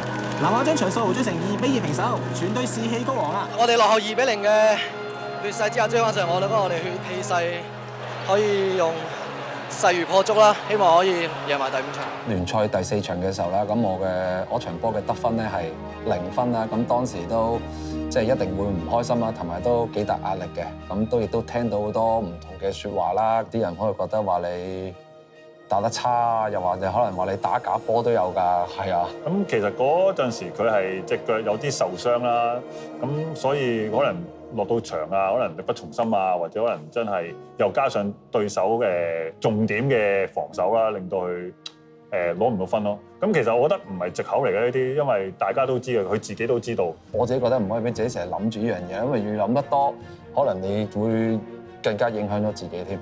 係啊，咁同埋調翻轉，我可能都會反省就係，可能我射波唔準或者唔成咁，但係我可以用其他方法去攞分啊，譬如可以入去搏犯規啊，搏到犯規嘅時候，我輕鬆啲，可能喺罰球線度佢攞翻罰球，攞翻信心，或者早啲防守嘅，令到自己攞信心嘅時候，我喺其他地方就會慢慢順翻咯。CBS Sports welcomes you to its coverage of the 1988 NBA playoffs. They began yelling with great enthusiasm as the national anthem got underway, and they haven't stopped since. 要攞到最後一場嘅勝利咧，我哋一定要有防守嘅對策。教練團開完會之後咧，就得出一個方法，參考88至到90年活塞阻止公牛贏波嘅其中一個戰術，以守4放1嘅策略，唔係淨係諗辦法守住羅爾廷，反而盡力守住佢嘅隊友，放羅爾廷去攻，睇下佢入到幾多球。即刻嚟啦！第5場開波，先嚟啊！黃衫永倫13號嘅小前鋒周盈堅啊，佢喺季後賽嘅平均得分咧有成16.5分，今場一開波亦都好醒神喎，連攞2球。喺第一節嘅比賽啊，個勢完全喺永倫嗰邊，見到南灣嘅羅爾廷咧同人撞咗落地，但係對方因於好少理啊，繼續攻。阿向分俾左邊，一個中距離跳射唔入啊！一輪爭奪之後咧，阿賈執雞成功啦。喺第一節，永倫領先19-10。到第2節啦，見到阿香搶到防守籃板喎，佢連隨帶上去啊，殺去籃底之後一個反手，俾佢好瀟灑地搞掂啊！而永倫36歲嘅老將蔡方宇啊，有傳佢打埋今季咧就會退役啦。今場特別醒神，有超水準嘅發揮啊，有10分嘅進帳。而對面南灣嘅大前鋒周建雲啊，喺季後賽攻擊範圍越嚟越闊喎，再一次去到3分線外投射，追成26-31。見到控球後衛香振強攞到波啦，一個入攝之後分去弱邊，衝埋嚟嘅13號周盈堅啊，個波滴下都俾佢入咗。半場永倫領先33-27，仍然有6分嘅優勢。去到第3節一翻嚟啫，羅爾廷啊就憑住個人技術，見佢就嚟冇晒平衡噶啦，俾佢用右手勾手放高板搞掂喎。但永倫隊長射手潘志豪啊喺上半場仍然冇開過齋。見到個攻守轉換之後咧，今次佢就好有決心啦。喺左邊借住隊友一個單擋啊，升上高位攞波，果斷地3分出手啊，完全忘記上場0分畢業嘅事。既然永倫有領先嘅優勢，佢哋當然就盡量用晒24秒嘅進攻時間啦。見到阿堅啊喺左邊，剩翻1秒啫，冷靜地出手，好有型啊，俾佢入多2分。今次啊挺啊 mark 得潘志豪好貼㗎。佢想搏對方進攻犯規，所以成個人彈開咗啊，球證就冇吹到喎。結果潘志豪調整好姿勢，再一個3分得手啊，完全唔似上一場綁手綁腳，今場入咗3球3分。挺即時回敬一個 early offence 啊，仲俾佢搏到犯規，入埋之後嘅罰球啊，完成一個 3-point play。不過佢都獨木難支啦，喺第3節啦，永倫將南灣壓制得好犀利啊，大幅度領先55-41。去到第4節咧，永倫係繼續強勢㗎，今次就連運都有埋啊，個波彈完框彈埋板頂，都俾阿賈貼入喎。阿賈攞到全隊最高嘅14分。今次潘志豪啊就靚交俾左邊嘅29號肥偉啊，一個中距離跳射得手，將分數拉開到20分嘅差距，亦都係今場嘅最大分差啦。剩低3分零鐘啊，後備入替嘅呂楚威連攞6分啊，亦都宣告南華嘅死刑啦。就算羅爾廷啊再一次快攻得手，創新高地攞咗28分啊，亦都於事無補啦。見到永倫嘅職員啊舉起勝利嘅 T 恤，最後75-61擊敗南華，贏咗最緊要嘅一場波啊，順利完成總冠軍3連冠嘅霸業。開晒香檳慶祝咁話喎。最後小前鋒周盈堅啊，憑住穩定嘅發揮，被選為總決賽嘅 MVP 球員。其實一直都冇諗過 MVP。其實我哋打一 team 咧都係5個人喺個場度，12個人喺個 bench 度，同埋好多 fans 全部都係加埋一齊嗰個 MVP 咧。除咗豪仔之外，都好欣賞嘅永倫就係周盈堅啊。周盈堅打到而家，你睇佢都仲係充滿活力嘅，佢都係好有對籃球嗰種熱愛嗰種 passion 真係喺晒度啊！係一個好全面性嘅球員。由1號位至到5號位，任何一個位都勝任嘅。你叫佢得分又得，你叫佢守波、搶籃板、做助攻，總之策動佢樣樣都得，係一個好全面嘅球員。我諗而家喺甲一籃壇嚟講咧，都好少見到一個可以即係凡凡都掂嘅球員啦。阿堅真係一個表表者。最後教練嘅戰術成功啦，我哋都守到對方咧，其餘嘅球員咧得單位數字啦，咁都成功打破紀錄嘅，唯一一支咧攞到2次3連冠嘅球隊。咁我可以守住我哋嘅尊嚴啦，守住我哋嘅球迷嘅支持啦，咁冇俾人反擊係好珍惜嘅一年嚟嘅。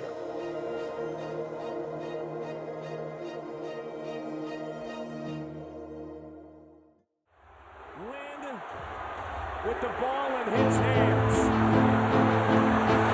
Fans on their feet. 5, 4, Win for the win! Got it!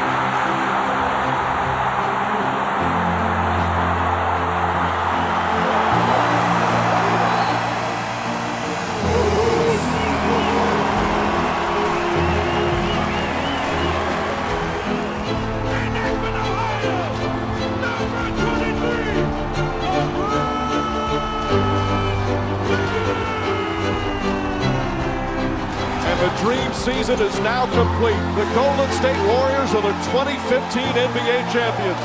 Their first title in 40 years. Other big news in the world of sports, basketball superstar Kobe Bryant announcing his retirement last night, saying this season, his 20th in the NBA will be his last.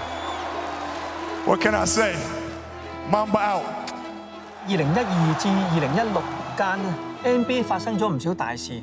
涵蓋咗戰術嘅轉型、球星轉會同埋聯盟管理嘅改革。咁香港甲一聯賽經歷咗一段比較平穩嘅日子之後，同樣去到呢個時期，發生咗一啲大轉變，奠定咗球壇之後嘅一啲基礎。咁今場永倫咧就有香振強受傷，由李奇補上正選嘅位置啊，而中鋒程建文咧亦都代替黃振偉打正選。咁所以得分仲有落到就係周盈堅身上，呢球佢就避過晒對手，左手放籃。咁至於飛鷹就有經驗豐富倒波嘅呂楚威搭住梁文雄呢隊新嘅得分孖寶。咁為入埋呢球已經拎咗8分。咁講到3分當然唔可以講漏飛鷹嘅 Bear 啦。見到一有少少空位就即刻嚟個3分波。That year, 飛鷹 gained the addition of star player 呂楚威 and with their already young roster starting to mature in both skill and experience.They achieved a highly remarkable record that season. 第4節可以話係梁文雄按翻嚟嘅時間呢球就用速度壓過 Glenn Joe 嚟個步半上籃，犀利啊！咁但係飛鷹除咗靠梁文雄，亦都有阿威挺身而出啦，再一次做出一個靚嘅上籃。落後嘅永倫憑住李奇嘅3分波，最近去到3分嘅距離啫，76比73而時間呢仲有24秒不過飛鷹成功做出一個防守最尾亦都靠呂楚威埋齋，結果飛鷹以79比73勝出。咁飛鷹喺資源有限、球員人數唔多嘅情況之下，喺常規賽只係輸過俾南華，以6勝1負排喺榜首。咁佢哋可唔可以歷史性第一次攞走常規賽冠軍呢？個關鍵就取決於同樣係5勝1負嘅永倫同南華兩隊最後一場嘅戰果。南華同永倫合演關乎常規賽盟主嘅殺科大戰，形勢好簡單。簡單嚟講，南華擊敗永倫，紅三軍就成為常規賽冠軍；永倫打敗南華，飛鷹就可以首次登上常規賽盟主寶座。我哋掙扎嘅位唔係常規賽冠軍啦，而係如果輸咗，我哋4強係對福建嘅，我覺得容易應付啲咯。嗰一年攞冠軍球隊咧，大部分人都係估計唔係南華就係永倫㗎啦。我哋嗰個風格就係我哋盡力去做好每一樣嘢，我哋會打好每一場嘅比賽。球隊睇唔到點解要為咗要打冠軍賽而去變一啲嘢。教練團咧唔想球員諗得太多走線嘅問題，結果咧我哋就贏咗場比賽。飛鷹咧就以比較好嘅對賽成績捧杯嘅。Since we finished second and Lamwa finished third, the red-yellow showdown happened early in the semi-finals. Our mindset was to treat it like a championship, but we couldn't perform to our standard. South China eliminated us 3-1, and in the end, we didn't make it to the final. Fei Ying's improvement was like a wake-up call to us, reminding us that teams aren't just standing still. We can't guarantee a spot in the final every year, as new teams could emerge at any time to break the red-yellow dominance. 正當13年嘅休季期間咧，我哋教練團就做緊檢討調整下季陣容嗰陣時咧，就收到阿香嘅電話，佢話要轉投福建。福建另外咧就招攬咗幾個有經驗嘅球員，加強咗好多。我哋經過上季慘敗啦，加上飛鷹同福建兩隊嘅威脅啦，我哋就唔可以咩都唔做嘅。所以就係呢一年咧，永倫就揾咗一個具代表性嘅球員加盟。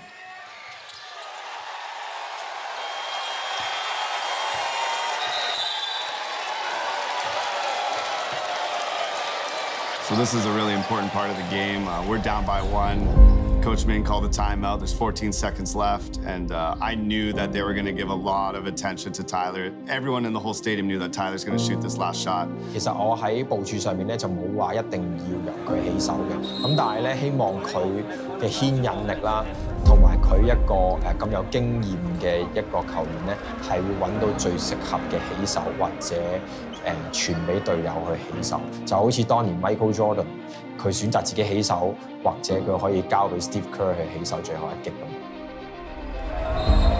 最後14秒，永倫選擇後場開波，個波落喺泰拿手上，南亞用豬量去掹住佢，到底會交定係射咧？余理洋幫佢做個擋，竟然抽起成個3分，哇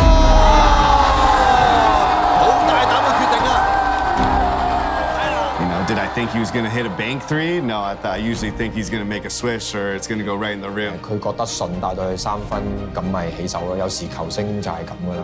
即係嗰球波入完之後咧，冇話永遠啲球迷對面嗰啲球迷跳晒起身。南華嗰邊啲球迷想讀數數俾朱亮射都聽唔到。到最後我哋贏咗，哇！嗰陣時真係非常之興奮，全部人都癲晒。我又除咗件衫喺度食嗰陣時。His body wasn't feeling right, and that's hence why he wasn't shooting well in the beginning. But like for once, that was the game where Tyler looked human. Okay, so I think you can see in the replay and the video, you know, I hugged him very hard. I even grabbed him. I grabbed him by the neck. I was screaming to his face, like, I told you, keep shooting the shots you're taking. Like eventually it's gonna come. I'm like squeezing, blah, blah, blah. I'm sure if I talk about it now, he would hit me because like don't ever do that again to me again. But as a scorer, as a shooter, it's the same thing. If I go 0 for 10 and I stop shooting, does that look like I believe in myself? I'd rather go 0 for 50. So I knew as soon as I was coming up the floor, I told myself I'm shooting 3 and taking the risk. So when I came off the ball screen, had this slight opening and I shot it and went in, and the rest is history. That's probably one of the greatest comeback wins of my career in Hong Kong, and probably one of the greatest comeback wins in the Wingland club history as well. From that point, when we win a game like that, it would really be hard for South China to win the next game because now the momentum was on our side. For me, that game winner led to our momentum in the second game in the final. 余理洋呢邊空晒3分，呢球係余理洋第3球3分波射到咁準，仲放佢連後備嘅陳可甜試射都有。余理洋今場着晒火但係佢一個攻入咗7個3分波。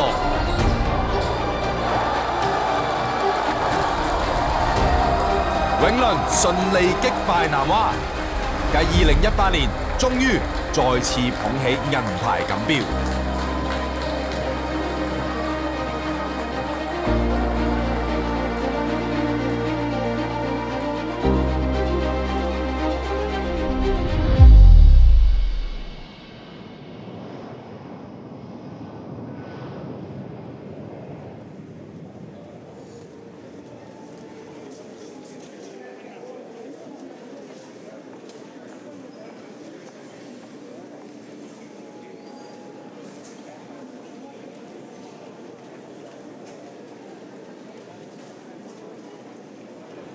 Great. It's been a while. How you doing? Great, great. How's everything? 我點識 Tyler 嘅咧，就係有一啲打開自己搞嗰啲聯賽嘅球員同我講啦，就話有一個鬼仔加拿大嚟嘅，就攞好多分嘅喎，每次比賽都。咁我就問佢攞咗佢嘅電話，呢個就係 Tyler 嘅電話。咁我就約佢大家見面。當時咧佢都係第一次嚟香港，咁我就喺洛克道1號希順樓嘅洛克道嘅麥當勞等佢。佢咧就去咗銅鑼灣廣場嘅麥當勞等我。咁大家等咗好一段時間先通電話。咁我就叫佢唔好喐啦，我就即刻坐車過咗去銅鑼灣廣場嗰度見佢。咁大家傾，我就邀請佢加盟。咁啊一説即合 ，Tyler 嘅故事就由呢度開始啦。So Tyler, anything you miss about Hong Kong? Definitely some of the food I miss for sure. Being home, you know, still training but not having any game action. You know, I miss the atmosphere and the game action of playing in Southern and Queen Elizabeth with my teammates. You know, I still have the excitement thinking about some of our wins and losses. You know, some of the games that I wish we could have got back, I think about a lot too. So, yeah, all in all, I'd definitely say I still miss that energy of playing in the important games here. So when I first came to Hong Kong, initially it wasn't to come play basketball. I just finished playing 4 years in Europe, and I really thought I was going to be done playing basketball at that point. I had a very good friend here in Hong Kong who had been begging me to come visit. So when I did, you know, I loved Hong Kong and actually had a job opportunity through them, and I thought that was going to be my path, but things changed and basketball started becoming everything in Hong Kong. 2014年咧，泰拿係以一個居港嘅球員嘅名額咧，就喺南總嗰度註冊嘅，咁啊成為永倫嘅球員。咁我哋當然知道啦，佢係勁啦，喂，佢喺加拿大嘅籃球界知名度好高噶嘛，咁佢又打過奧運嘅外圍賽啦，打過德國嘅職業聯賽啦，打過 NCAA。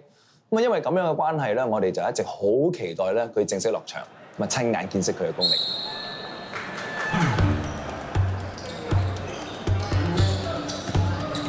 嗰日一如以往啦，就通常打弱隊咧就少啲人嚟睇㗎啦。咁但係有入場嘅人咧，又好想睇佢有幾勁。不過開賽嘅第一節咧，好似麻麻地喎。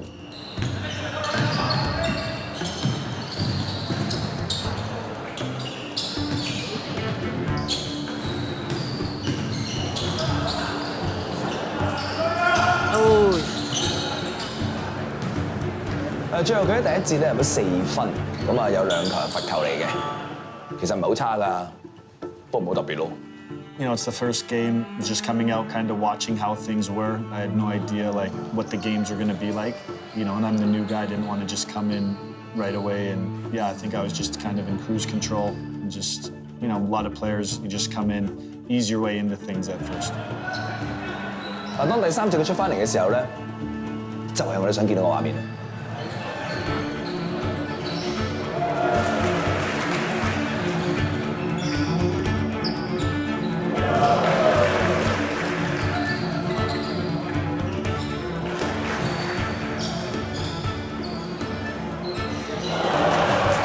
佢好似就係一個機器咁咯，你俾波佢就接跳射，不斷咁重複做嗰個樣嘢，而你係掹唔到。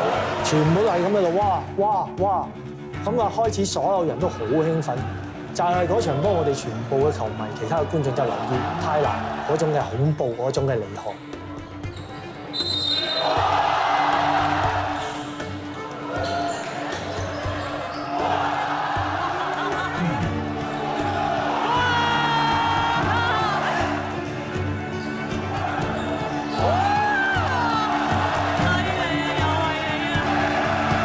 最後佢喺呢場只係上陣咗2節多少少啫，就已經攻入咗全場最高嘅33分。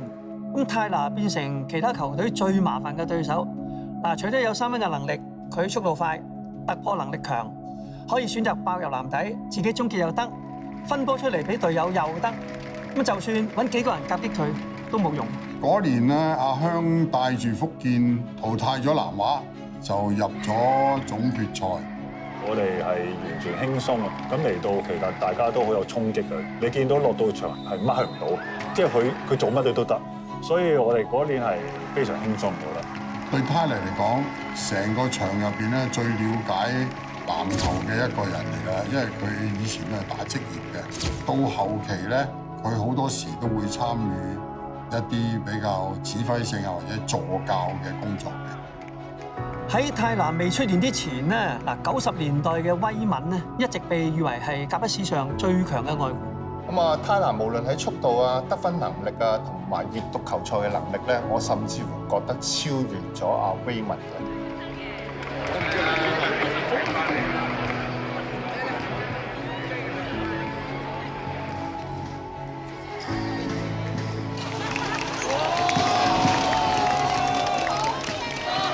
Despite being heavily targeted by opponents, he scored the game high in all 3 games. As an MVP, he guided us to a 29-1 record to complete the 21-4 season.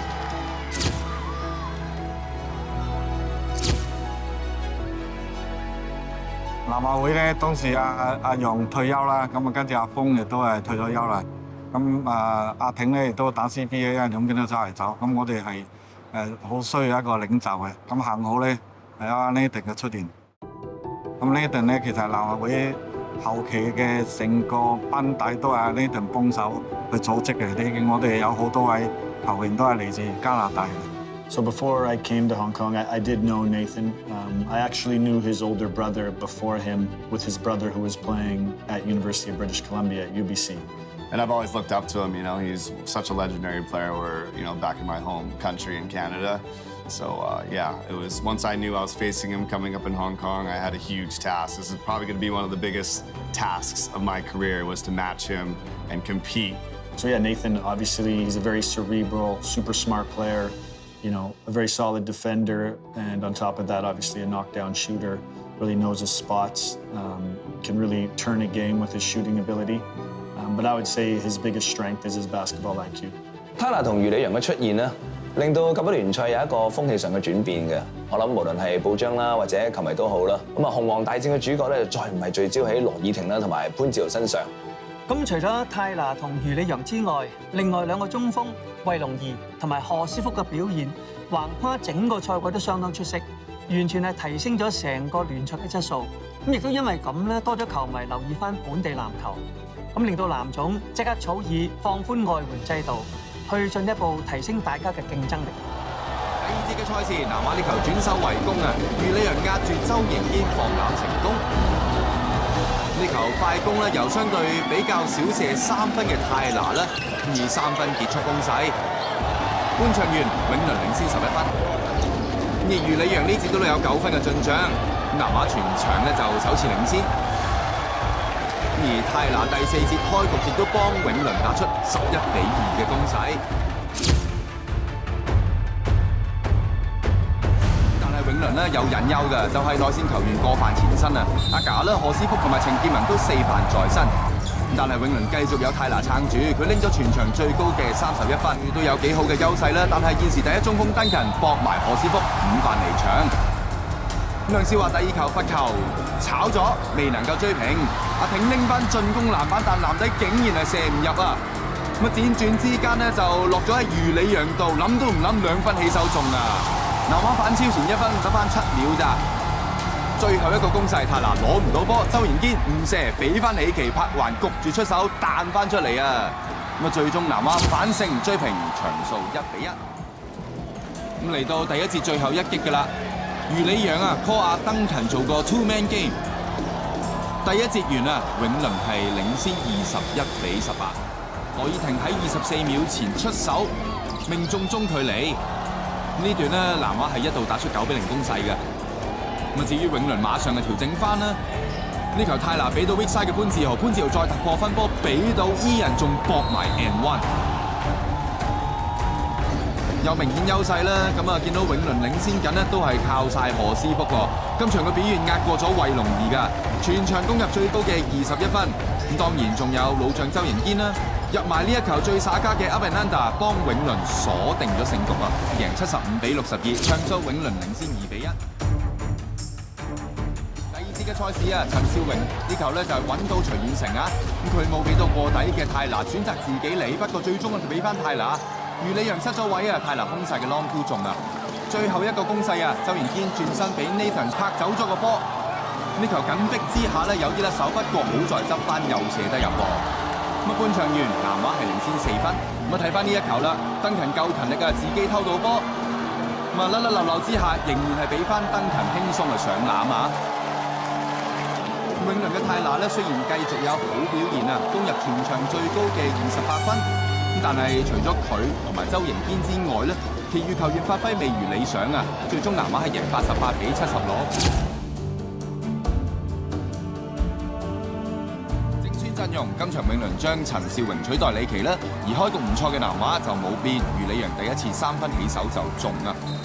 今個系列賽咧，為龍兒登勤毫無疑問係 MVP 人選之一啊！中距離都難佢唔到啊！南華一開始就打出11比2嘅攻勢，咁眼見唔對路咧，泰拿都挺身而出啦！呢球自己勤力攞翻個波啦，自己殺埋上籃，第一節佢就拎咗9分啊！唔好忘記啊，佢喺代表永倫第一場比賽對超敏係9射8中3分，咁見到咧有半秒出手空間就抽起啊！永倫追剩1分波。成個系列賽表現麻麻地嘅羅爾廷咧，今場都有啲神來之筆啊！咁登勤高位幫佢做個單擋啦，製造到空位出嚟就起手3分啊！呢段時間兩隊係互有領先嘅，能唔能夠以贏波作結，就要問對家王牌泰拿。半場佢已經入咗26分啊！咁自 Game 3咧多咗做控球工作嘅余理洋啦，呢球帶到上前場啦，咁啊俾到登勤亦都引咗何師福出去咧，梗係強攻內線啦。入埋加罰呢段時間，南華係一度領先8分波啊！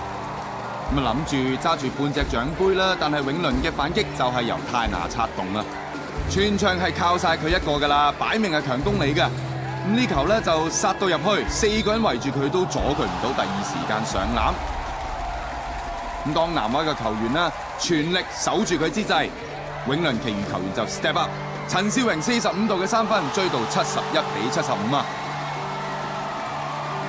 永倫繼續係以泰拿策動攻勢嘅，呢球殺到埋去自己就唔上波，突破分波。今次係另一個射手李奇啊，全場佢5射3中3分，永倫打出7比0嘅攻勢，反超前3分啊！唔少甲一球員都話華人球員根本 mark 唔到身體質素極佳嘅泰拿，佢全場不斷係搏到犯規㗎，23球罰球機會入咗21球，攻入全場最高嘅46分，最後亦都靠罰球拉開比分啊！而余理洋同埋羅爾廷齊齊射失3分啦，最終永倫係以82比78擊敗南華蜂王。總決賽平均貢獻27.6分嘅泰拿獲選為最有價值球員。Yeah, I mean, the performance is one thing, but most importantly, we won the game. I'm so proud of my team that we stuck to our game plan. Even when the game wasn't going our way, we stayed focused, we stuck together, and we won the game when it counted most. So that's all that's important. So huge fans are waiting for you. And what do you think about the MSVA? Yeah, I mean, this is the most fun atmosphere that I've played in my career.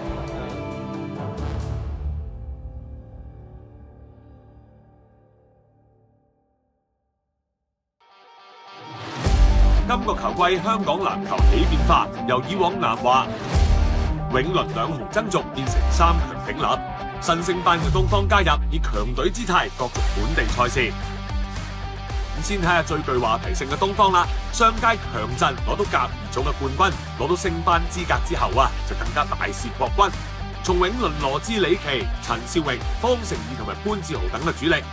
嗱，本地籃球員即使係打強隊啊，一般都唔係 full time 㗎，唔少都有正職在身。咁但係東方以職業身份出戰，球員全部都係全職打波，係香港歷嚟第一支嘅職業籃球隊。其實即係我哋作為首支嘅職業隊咧，咁喺練習嘅量啊，或者係球員嗰個本身訓練嘅內容都調整咗啦。咁我自己就期望可以咁嗰陣時，我哋14、15攞咗冠軍之後咧，其實喺我哋球迷嘅角度就覺得，哇！我哋隊波應該係甲一最強啦。咁我哋有泰拿啦，有伊人啦，有潘志豪、周榮堅、方成義，另外仲有我哋2位新嘅球員上就係李奇、陳少榮。咁同埋我哋嘅板凳深度係好深啊！咁其實喺我哋覺得就係應該未來我哋攞冠軍冇問題啦，一定 OK 嘅。但係完咗季賽幾日後，我哋已經知道阿架邵榮同埋李奇會過東方。I still remember Hosan's perspective was positive at the time. He'd be happy for these players to have better opportunities. But about 2 or 3 months later, when Puncheo was also transferred, I guess it wasn't that easy for him to accept. 咁啊，豪絕對係我哋香港真係數一數二，甚至乎我認為最好嘅球員。如果佢就咁退落嚟咧，我覺得就真係比較可惜。同埋佢當時都係34歲，你而家嘅球員打，就算乎打到40歲都仲係綽綽有餘啦。我都會想喺自己唔打嘅即係退役之前啦，再嘗試下去做職業球員，想睇下自己可唔可以再向前衝多少少，所以我就決定加入東方呢支球隊啦。消息公佈咗幾日之後啦，許生係出咗一封公開信啦，係回應潘志豪離隊嘅事嘅。咁我諗記得當時一班永倫嘅球迷都好難接受嘅，亦都不斷喺度討論緊呢封信。咁其實我睇封信嘅時間咧，我見到裏邊係其實都好平淡嘅封信裏邊啲字，但係我就睇唔到究竟佢係嬲啊，佢係唏噓啊，定係唔捨得咧？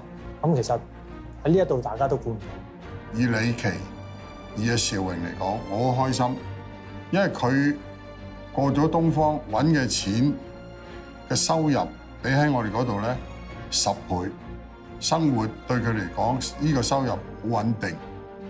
咁我為佢哋高興，但係我對阿豪過去咧，我覺得有啲奇怪，因為豪病完之後咧係好難翻到去高峰嘅。我想佢留喺度，陪住永倫成長，希望佢將來教導啲後一輩，帶領啲後一輩，因為我對佢呢個球員係好欣賞嘅。咁啊，所以我係有啲傷感嘅。整封信嘅意義就係我唔係好想留過去。東方籃球隊嘅出現咧，我覺得對於香港嘅籃壇係做咗一個好重要嘅基石。因為其實當年我哋都行咗好多冤枉路啊，包括係喺招攬球員啦、場地嘅訓練啦，或者係其他嘅配套咧，都係即係不斷去揣摩去嘗試咯。叫做出現第一支嘅職業球隊啦，球員啦，新嘅球員真係有一種目標啦。咦？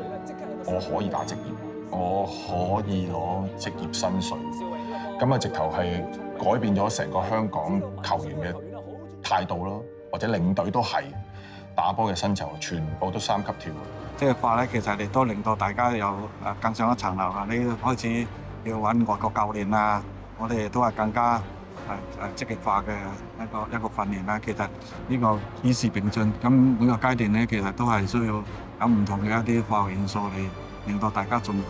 You know, for so many years, Lamwa and Winling have been battling each other for Hong Kong's supremacy of basketball. You know, we were very excited to play a new team, and you know, they obviously took a lot of players from Lamwa, Winling, both clubs, you know, left to go play for this team, and you know, we were just excited to prove that we were still the best during this time, even with this new up-and-coming team coming in, the HKBA. While everyone was making a big deal of this newly formed professional team, Tyler and I had a different perspective. Because I've been a professional, so I know what professional is and what isn't. I just think, yeah, like I said, just because you practice every day or, you know, put a bunch of money into something, that doesn't make you a professional team. There's a lot of other factors. How can you be a professional team if the league isn't a full-on professional league?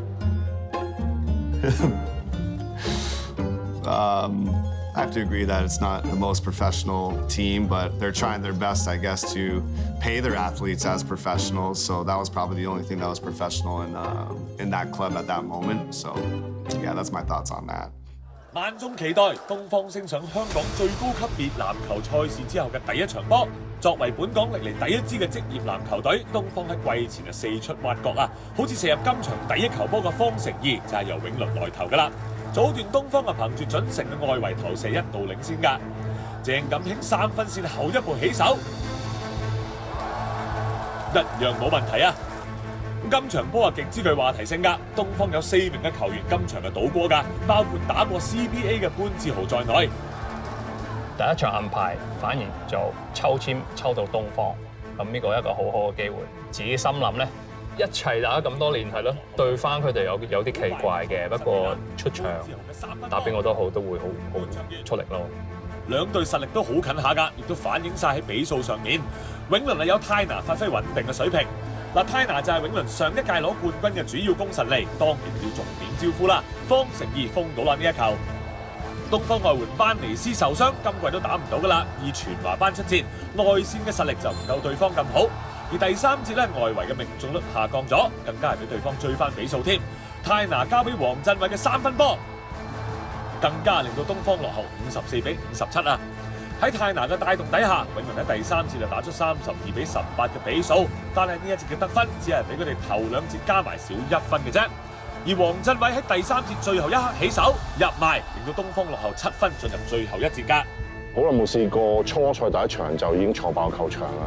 咁樣對於東方嚟講咧，其實都係一個驗收嘅時間啦。無論係贊助商啦、媒體啦，甚至乎觀眾咧，都落足壓力睇住我哋啊，睇下一支職業嘅球隊咧，可以帶俾香港籃壇啲咩嘅衝擊咯。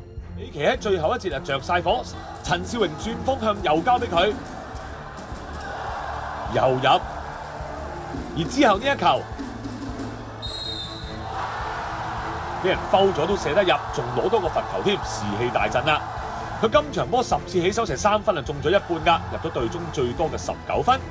東方今場有4名嘅球員有雙位數字嘅得分㗎，去到最後階段就憑住鄭錦興同埋方成義射入多個關鍵嘅入波，咁啊穩住局面。兩個人分別有14同埋15分㗎。咁再加埋東方打氣團嘅支持，佢哋喺最後階段領先86比84，為永倫射入咗28分嘅泰拿處理最後一擊。東方保住勝局，攞到升班之後嘅第一場勝利。In 2013, Winling had already sounded an alarm once. We brought in Tyler just in time, and he indeed helped us return to top for 2 consecutive years. But starting from the year Easton was promoted, our performance became a little bit inconsistent, creating many question marks about the team's subsequent strategies and even its future prospects.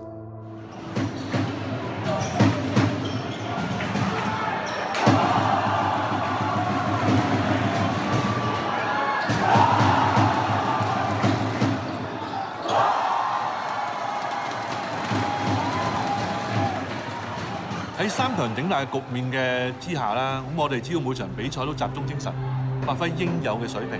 除咗南華、東方之外，對戰其他嘅球隊咧，相信都可以好容易咁勝出嘅。永聯絕對有能力可以同南華、東方拉鋸。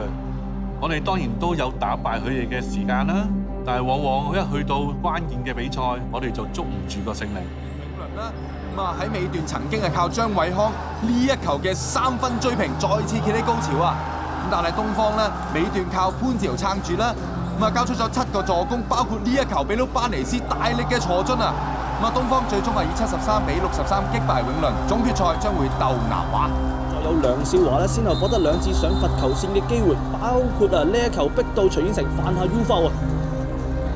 咁之後梁少華亦都喺關鍵時刻射入個關鍵嘅3分波，將賽事嘅形勢完全扭轉啊！永倫嘅球員咧，最後咧未能夠成功反擊，最終南華以88比83反勝永倫。呢段時間，南華打一段18比2嘅攻勢啊，去到最後一節，永倫都係冇乜進攻板斧啊，相反兵源充足嘅南華仍然係戰意十足。After winning the Silver Shield in 2018, it was as if we were jinxed for trophies. Even with a 6-1 record in the regular season, finishing second and entering the playoffs, we were eliminated in the semi-finals. 東方嗌你落5犯離場，睇下永倫可唔可以能夠有機可乘啦。周盈堅強行上籃，再追正2分。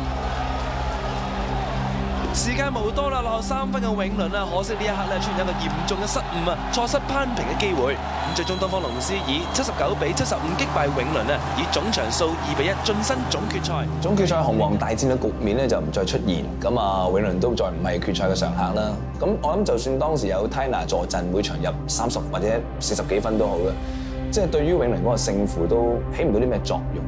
I think with myself coming, Nathan, and then after that, other foreigners coming to the league, I think it was a great thing for Hong Kong basketball. I think it raised the level a lot higher. All the teams started putting a lot more into their teams. You had foreign coaches starting to come. We could say then it started becoming more professional in that way.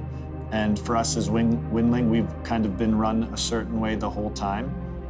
We didn't have the the amount of time on the court, every week that the other top teams did, which was a big factor. I mean, if one team practices 10, 15 hours a week and one team practices 6 hours a week, it makes a big difference. You can't make up for unless you put in that work, right? And us as Winling, we didn't put in as much work at that as those other teams that were successful in that time. 諗住再定粒六㗎啦，永倫。不過林文琪奇兵啊，入埋呢個3分咧，追剩9分嘅啫。唞咗一陣之後，哇！呢一段南華不斷成功防守，反擊快攻，又偷一球，朱亮又係陳怡富。又係一個失誤啊！呢個波仲吹埋 Tyler 一個 U foul 添啊！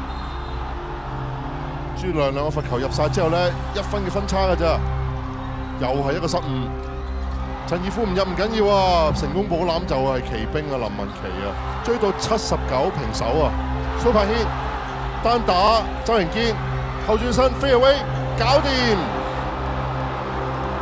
仲有0.3秒開到入嚟，最後南華281比79，贏得今季嘅總決賽冠軍。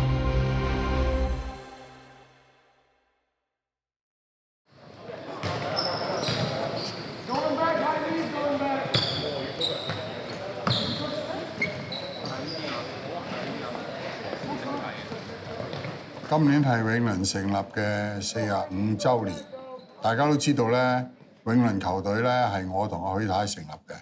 今日講嘅時候咧，就好可惜，許太就離開咗我哋啦。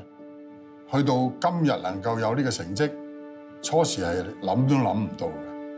我哋只係一支參加乙組嘅球隊，我哋兩個人真係投入咗好多嘅時間、金錢，一個冇放棄嘅努力。兩夫妻可以同一個目標一齊去做一件事，係非常之難。同埋係佢哋係非常之熱愛，咁多年裏邊係未見到任何一個行業、任何一個關係可以咁好嘅。有個鏡頭我就非常之深刻嘅，就係許太就會幫我哋買咗好多麵包，跟住俾我哋食咗先嚟練波。許生同許太呢45年來一路好無私咁樣循循善誘啦，去教導我哋。我入到嚟永倫其實係好唔覺佢係一隊球隊嘅，其實係一隊家庭。即係我覺得許生係好似爸爸，許太以前係媽媽咁樣，只打波係做事啊，可能到你生活上可能困難啊，你都可能會同佢傾偈啊，會分享下。其他球會嚟講係唔會有呢樣嘢啊嘛，因為球會可能就係打波，就冇好多嘅兄弟情啊、親情喺度。但係永倫就有呢樣嘢，我覺得係。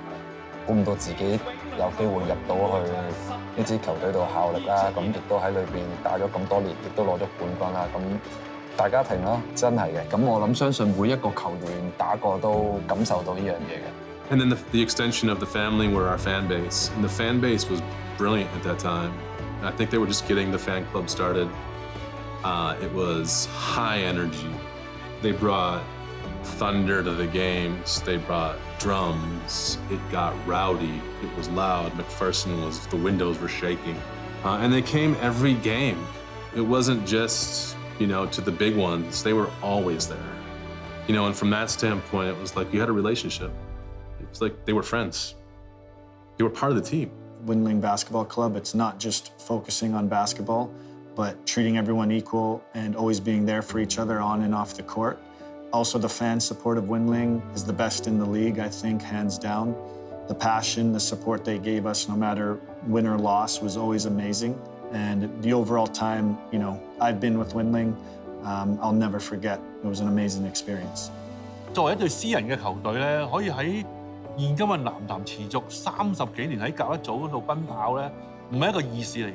我係非常之尊重阿佢，因為阿佢對籃球咧真係相當之熱誠嘅，非常熱心。帶南會咁多年，同埋同永倫比賽咁多年，冇一場波阿佢係唔會不在場嘅，佢場場都喺度嘅。咁呢點係我係相當之尊重同埋要學習嘅。我時常講，你話我哋有11次冠軍，45年，咁其他嗰34年係點過嘅咧？咁我哋每次輸波當然係難受，但係我哋即刻馬上就繼續去諗下明年點樣做，所以我哋冇放棄過。A team can't stay at this peak forever, nor should it. Otherwise, the entire league would just be stagnating. Now is a great opportunity to prove our resilience. As the team moves forward to another year, even if we're in a slump, we should fall forward. With our strength, we can definitely climb back to our previous position and once again lift the trophy that belongs to us. And it won't take too long. 希望永倫喺嚟緊下一個45年，除咗繼續擔當香港籃球嘅支柱同埋爭取冠軍之外，都可以同其他球會一齊透過青訓同推廣活動，幫香港籃球工業再行前一步，令成個聯賽更加專業，吸引更多國際賽事同投資，將本地籃球變成一個可持續嘅運動同埋事業。我哋經歷過好多好開心嘅時間，我帶住球隊去過好多地方，我係好自豪呢個成就嘅。到今年45週年，但係而家自己年紀都大啦，咁希望能夠繼續去。只要自己身體好嘅時候，永遠會繼續去嘅。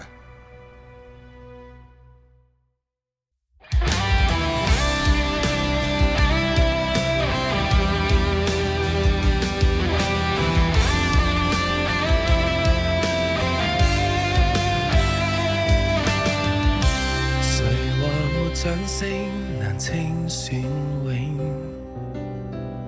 誰話細登頂才耀眼絕倫？誰話像精英才得到認同？聽清我的心聲。如果這刻用盡能量丟失方向，我帶着你，縱已落後，落力追上，即管奔向，尋回我理想。我們都拼命過，都渴望過，也相同。眼神中載着了那些夢，抬頭不管誰人當觀眾，沒有披風，仍可算個英雄，來朝夢裏天空，伸手觸碰。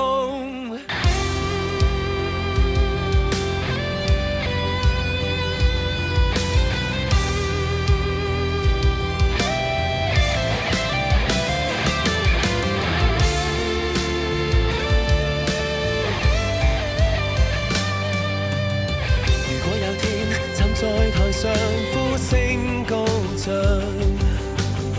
我會共你大笑道謝舊日的仗，空口這秒能無愧這徽章。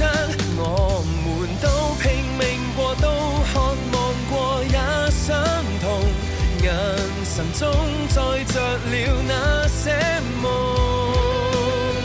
抬頭不管誰人當觀眾，沒有披風，仍可算個英雄，來朝夢裏天空，伸手